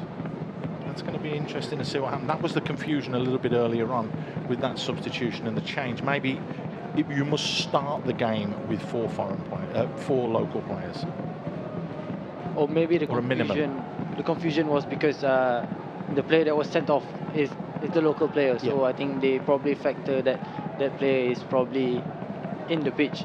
So that counts to 3 local players who are playing, with Anders who's been sent off. I've actually seen that in the Indian Super League as well, over in India, where that happened and they brought a foreign player on for a local, but it states there must be a minimum of X number of local players on the pitch at any one time unless they get sent off, but then you can't bring on a foreigner for a local player. It's going to be interesting to see what happens there. I think that was the confusion a little bit earlier on, so we have to try and understand what the new rulings are. Obviously they're here to help try and develop the game of football. Just say though, which is why there was the confusion at half-time and there's not now. If a Singapore player is sent off, the quota of Singaporean players will be reduced accordingly. So there's no problem in them doing that. They are allowed now to field 3 Singaporean players with the foreign contingent as well. So that just clears up that rule. So that one's thrown out of the window. But that confusion at half-time is where they needed to just clarify the rule. Sometimes it's better to be safe than sorry. The last thing you want is a fixture overturned and overruled with the 3-0 win. That was what happened over in India, and the same could possibly happen here. But everyone's well within the rules, so it doesn't matter. Decent ball to Yotsukorn, couldn't bring it down quickly enough though. Yokoyama clears his lines. Hougang definitely looks to be pushing for the goal, you know? And it's really quite odd for me because Geylang is a team that actually controls games quite well as well. And now having to go against 10 men, and Hougang is actually still pushing. Yeah, but they are looking comfortable. Whilst they've had half chances, Hougang, they haven't really mustered up a complete clear-cut opportunity. Yeah, I think that's the story of the game thus far. The stats have shown that Geylang has had lesser shots, but they have more on targets, and they have 2 goals. And Hougang hasn't had much on target, and also it hasn't been that threatening. Sharan again just involved there in the middle of the park. They're just giving him the ball and he's just popping it around. Again, that experience really does help, doesn't it? Oh, having a chance to play with him, alongside him, was really a blessing, you know, to learn his ways with his experience. Especially, I think he actually tops the bosses, the midfield in the local scene, especially with his experience. And he's definitely a gem of a player. Gareth Lowe delivered a little bit too high. Fukushiro managing to get on that loose ball now.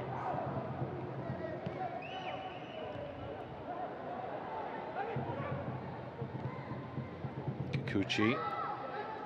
Yoshihama, who's having to drop that little bit deeper now to try and get on the ball. Kikuchi with a yard to spare though, and he has players open. That was the wrong ball. Kamatani was free, but the long-range shot from Kikuchi straight down the throat of Rudy Kairola. Danger over. Story of the day. The chances are there, but it's never good enough to threaten. And it's still light work for Rudy Kairola in goal. Yeah, no real telling save has been made from him.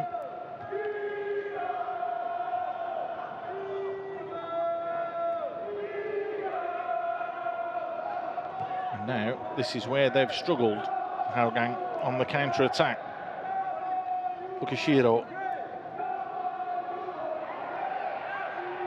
Oh, there looked like a little tug on the shirt there, and he wasn't happy, and he's gone to ground there. The question is how is the referee going to see this one? It's a straight red card for Kikuchi. It goes from bad to worse for Hougang. Real discipline in use, and again, he's now having a right go at one of the other players. He's completely lost the plot. Hoshino just goading him by the looks of things, but Kikuchi, who was on the tightrope for a yellow card, has just absolutely needlessly head-butted an opponent and got himself sent off.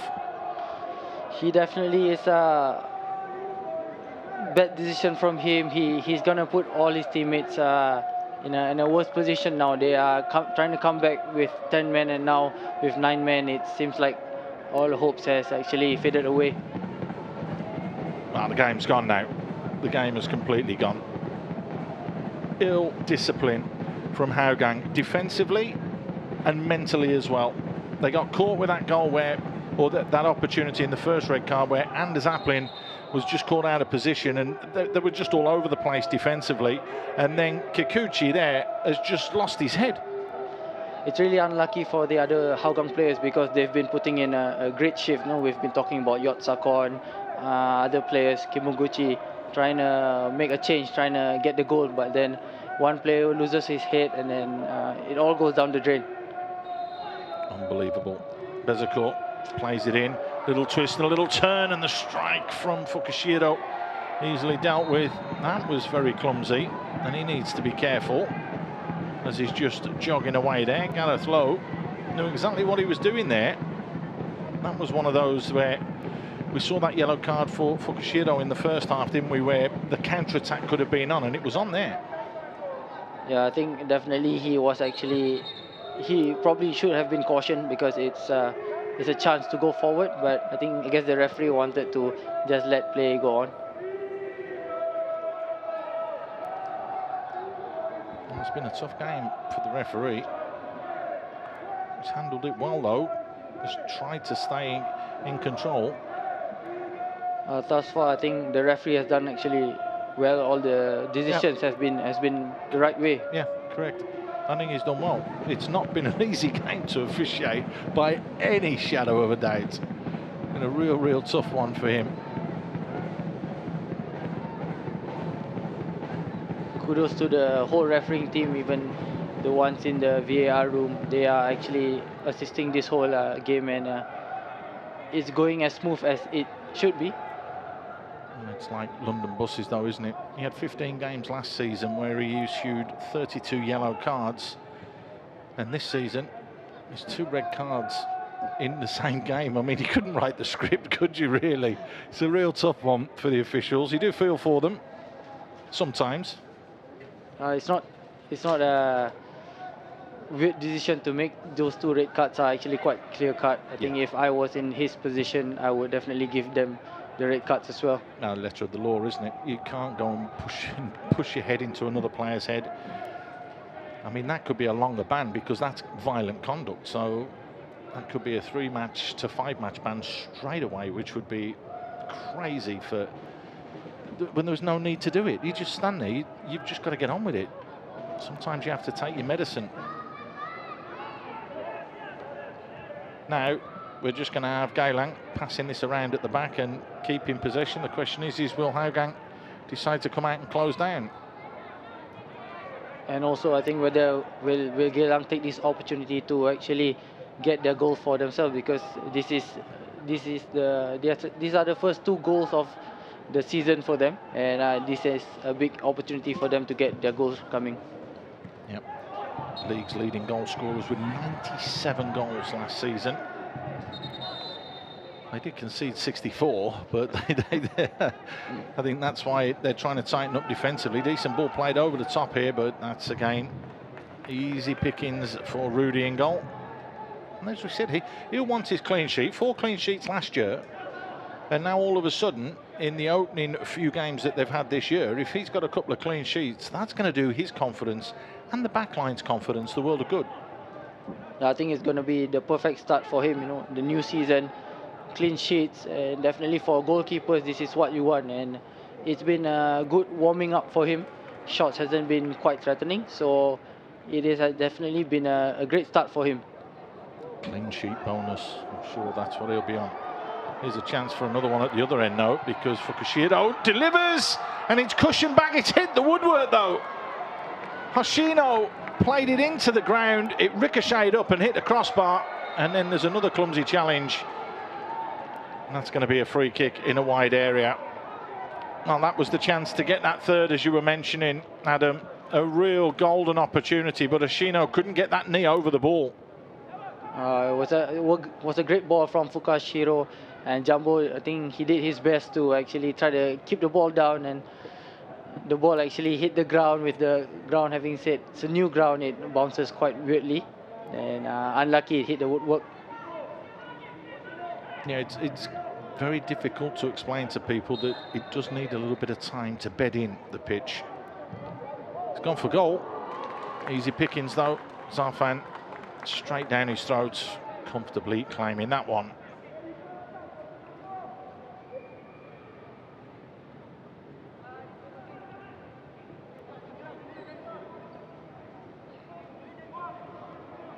A bit of pace on it, but easy pickings in the end for the keeper.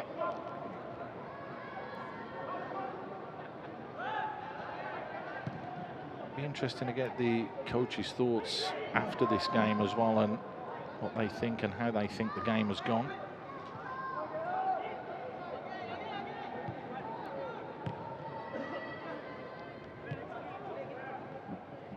Hearing that Yotsukorn is going to come off. I think he must have done his 12 kilometres already in the 70-odd minutes. Great ball threaded through. Fukushiro on a plate, surely. How has he defended that? Danger not clear yet, though. Oh, my goodness. That's just rolled across the face. They don't defend it. The arm's gone up for offside. Fukushiro could have had a brace. What is going on there? That is absolute madness. Hougang is really lucky to get away with that, with the offside call. But if not, Fukushiro would have gotten his goal. Oh, that's the offside decision there early doors. Definitely. It can't be anywhere else, because if you have a look, he's right on the goal line there. So it was that initial first ball forwards that Fukushiro had just strayed into an offside position. Correct decision from the officials. They've tried to play that advantage to see if anything had happened. It did, and that is why it got pulled back. And while that's happened, Vestring has come on for Yotsukorn.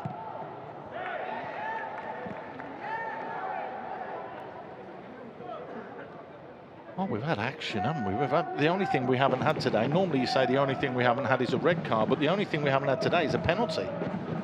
I wouldn't want to wish a penalty for anybody. Yeah, you wouldn't mind getting one once you used to dribble into the box, though. Is the goal scoring over? Geylang saying no as they keep coming forwards. Ryan Sanazal had to put that challenge in. It was a good challenge as well. Settlewood, really seen that much of him since he's come on. They're all having to work exceptionally hard as they're down to 9 men. Help forwards from Gareth Lowe. And Sanazal putting the challenges in.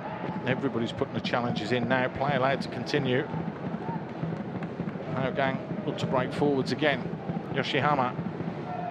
And again, that ball just checking up on the pitch.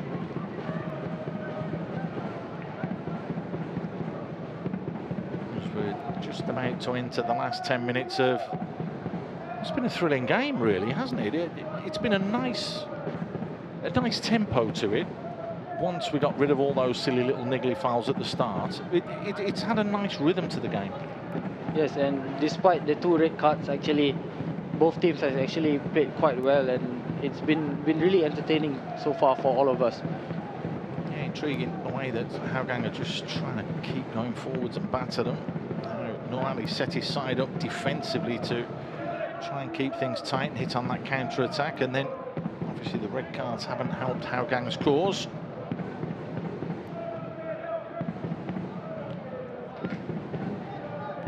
Niggly challenge coming in from behind there as well, so the needle definitely in this one. As mentioned a little bit earlier, last season Geylang came out victors on 3 occasions. Scored 13 goals in the 4 fixtures last year. 6-2 was the biggest win. That was the first game that they played of the season, the 14th of June. Hougang beat them 1-0 in August. Geylang 3-2 in November. And then at the end in April, it was 4-3 in favour of Geylang. So it's, again, we know we're going to get goals. We know we're going to get drama and action in this one as an average. Here's Bezacourt. Well read, though, from Kibonguchi. It's a sloppy pass just inside there from Ryan Sanazal, but he got away with it.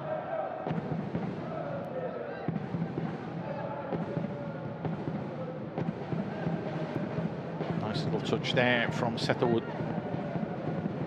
Looking for options going forwards, but there are few and far between. Kamatani's the man that's working that front line on his own at the moment. Yoshihama. That's where you're going to need your centre-backs to step in when you're down to 9 men. Ryan Sanazal.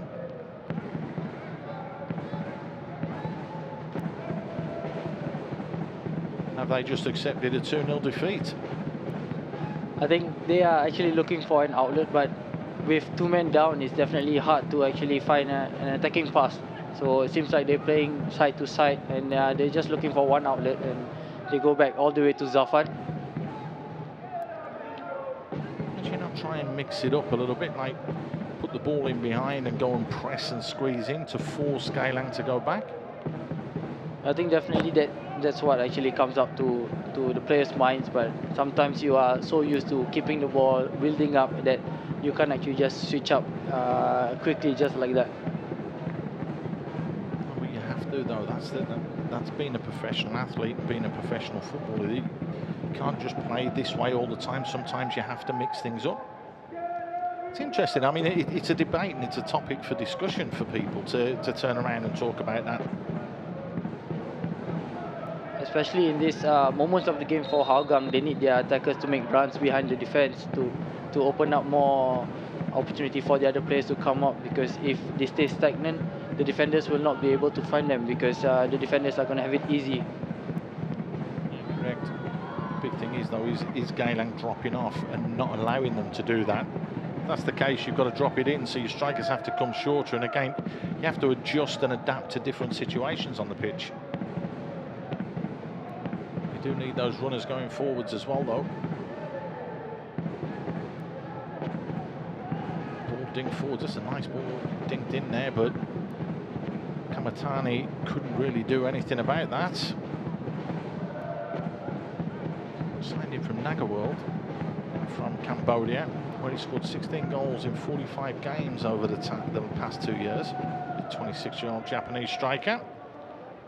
Be interested to see how he does here, having played in Cambodia for a couple of seasons.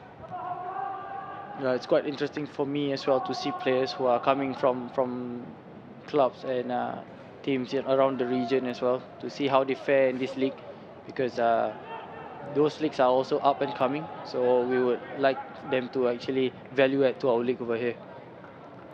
Yeah, I was talking to Dylan Fox about that and his decision to come here in the first place, the BG Tampines centre-back, and of course he signed another season, so he's there trying to keep things tight for the Stags this season. He wanted to experience Singapore football like a lot of players do. He's thoroughly enjoying his time.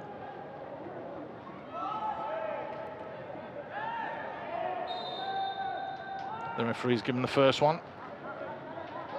That happens as well, trying to play the advantage, but non-accrued. Good chasing back, though. Look at Shiro. He's been a live wire the whole game, hasn't he? Yeah, definitely. He's been on the ball quite a little, and then he's managed to actually spark some emotions from the opposition team, and he managed to pull out a red card for the opposition team as well. Another challenge. They need to be careful. You don't want to go down to 8 men. These last 5 minutes is definitely a torture for the players of Hougang, because it's just running down the clock and you'll just get frustrated, but it's all in the head. So definitely I hope the players are going to keep it within them and not to actually do anything rash. I'm going to see another change. Najron Azari, who hasn't looked out of sorts at all today. He's coming off. Safi Saimi, the 18-year-old, is coming on, so an opportunity to give youth a chance. Ethan Pinto, the 20-year-old, is coming on as well. Another substitution for Geylang International with number 10, Vincent There's a call. Has gone off. Good day in the office for him. Ooh, there we go. It was nearly an even better day in the office when you turn around and look at that for Geylang. There was a great shot by him, but it wasn't foreseen by anybody. Everyone was just focused on the substitutions, and then he pulled out that shot from him. Taniguchi it was that stepped up, looking to get his second of the night. Not to be, though, just catches the side netting.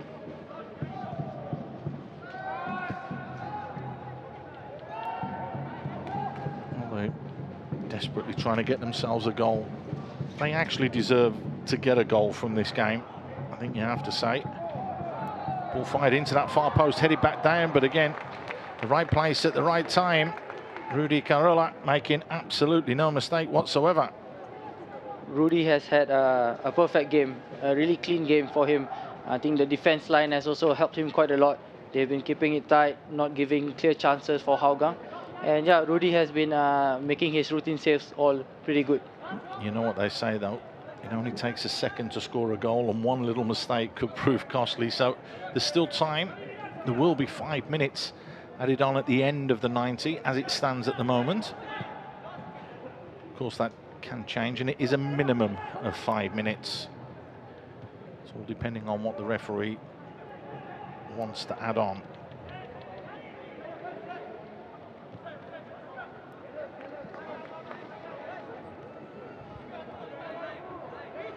So just a couple of minutes left. Geylang would love to get another one. They really, really would. There's the youngster, Shafi. Oh, he nearly got away with it. Almost.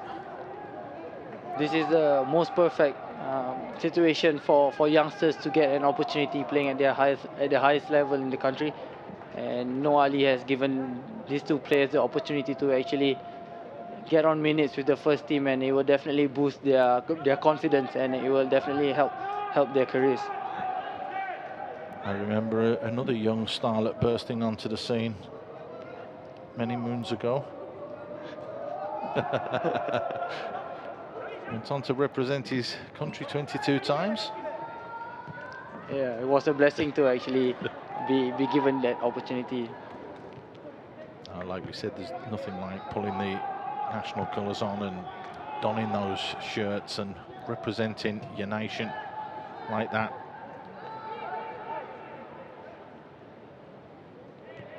Little pullback there right in front of the referee. Kamatani guilty as charged as we enter the final few seconds of the 90.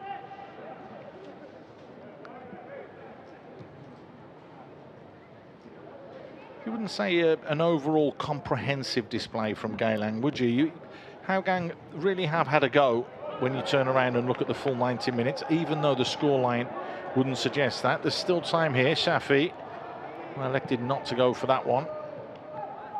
I think it hasn't been easy for Geylang as well. Of course, the scoreline looks like it's been an easy game with playing against 9 men, but actually Hougang actually came into this game and really turned up. But yeah, they weren't lucky this game, and Hougang were actually really unlucky, and Geylang actually managed to capitalize on all their opportunities. Where from here? Where do Hougang go? That's the big question. Yeah, I hope they are going to come back stronger after this, because honestly, watching this game, being here, I've actually been impressed by Hougang, how they play, and even from their last game against Lion City Sailors, they actually did well. Of course, they lost the game, but they actually did well, and even this game, and they are playing against 11 men. They are only 9 men, so it's not easy, but they've been actually putting on a good shift. Geylang, do you think they can compete at the very, very top echelons along with BG Tampines and push them and push Lion City Sailors? I think for the past few seasons they have always been performing really well and scoring lots of goals, and I think the problem within them is always their defense. But this year, from the few games, it looks like their defense is tighter, so they can actually spring a surprise for this season, I think. It's going to be interesting to see, as mentioned, what the two coaches are going to say afterwards and how this season is going to progress for both coaches and both teams. Of course, don't forget that there's 3 rounds of fixtures this year, not 4. We've highlighted the rules that are in play and the uncertainty that we had at half-time, which has all been cleared up.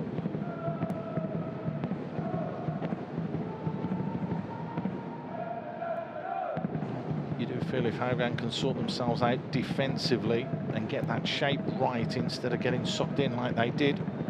The biggest one was Anders Appling going off. That red card really derailed them. But in saying that, 7 minutes for Kushiro. The advantage doubled in the 40th minute. When you get your chances, you've got to put them away, and that's exactly what Geylang have done.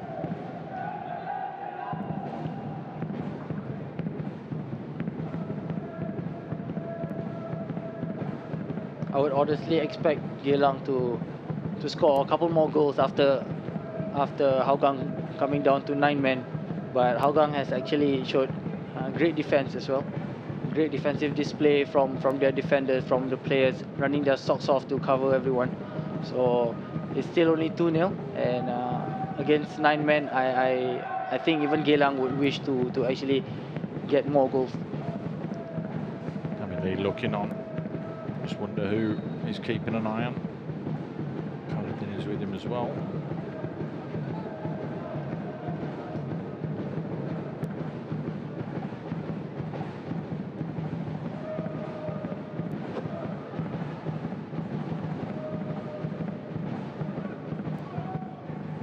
Long-range effort. Well, the youngsters had a go and a simple tap in from Hoshino. If he wasn't in an offside position, that will stand. The whistle's gone and he's given offside. Well, the youngster, Safi, who's just come on as a sub, drilled one from about 35 yards and the ball moved all over the place. Zarfan kept it out, but is he offside? Oh, he looks onside from here. He looks onside. When that ball is kicked, he looked onside.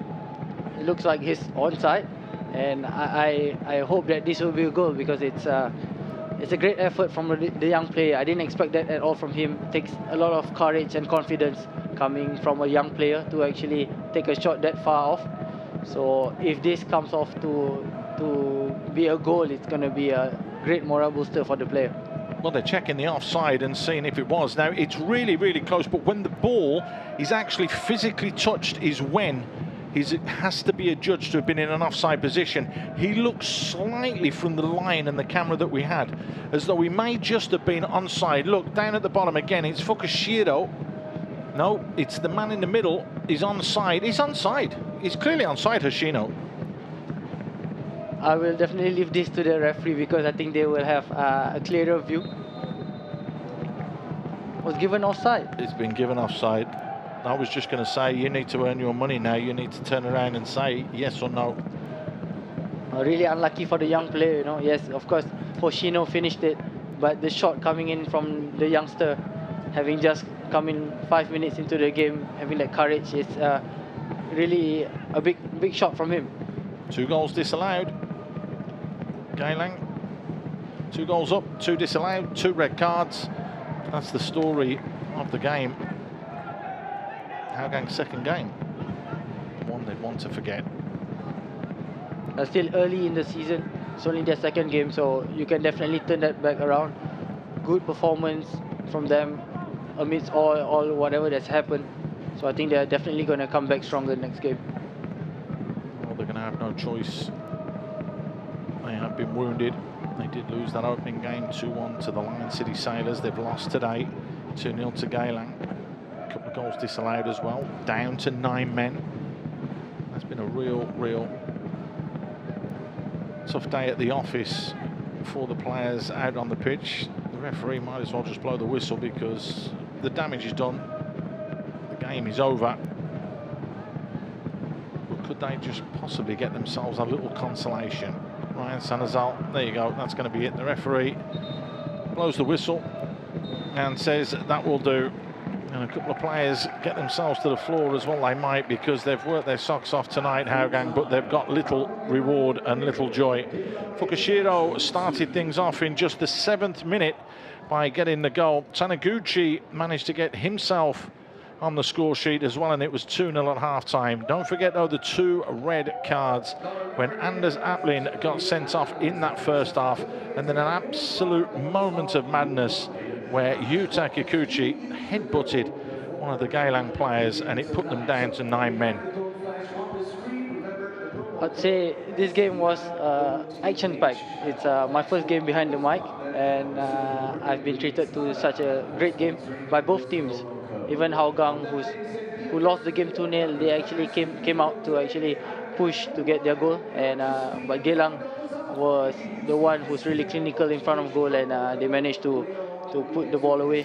So they bring home 3 points. You could be the lucky charm You could turn around a bit the lucky charm for Geylang this season, because that's the way it's finished. 3 points go to Geylang International. It's finished here in the Singapore Premier League. Hougang United 0, Geylang International 2.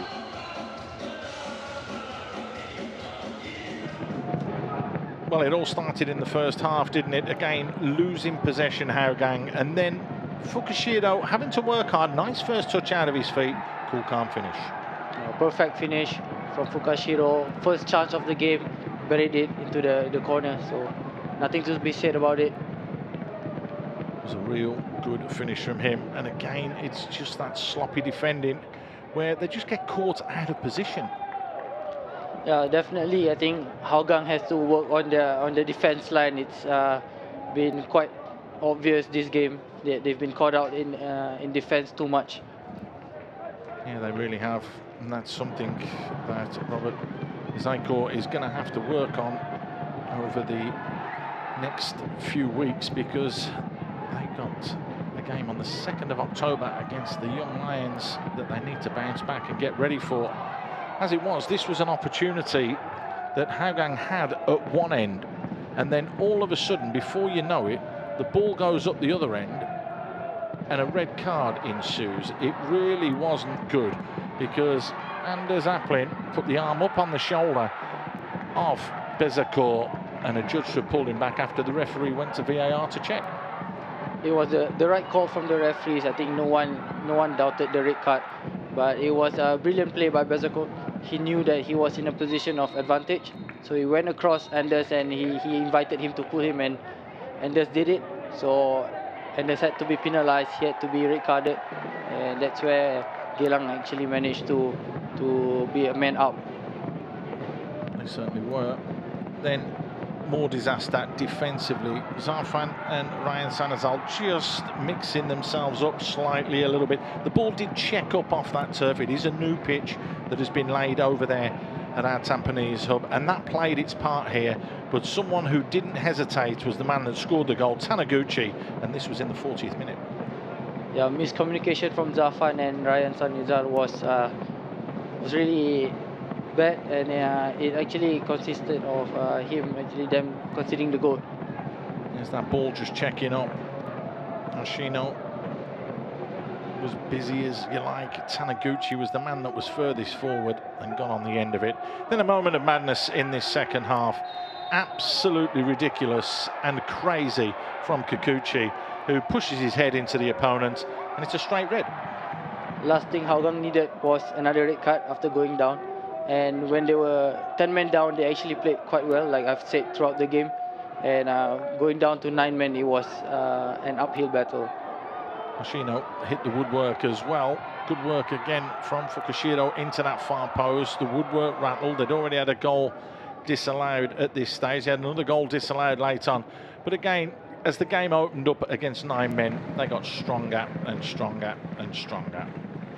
What do the stats say? Yeah, the possession went more in favour of Geylang in that second half, and the attempts evened themselves up over the 90 minutes.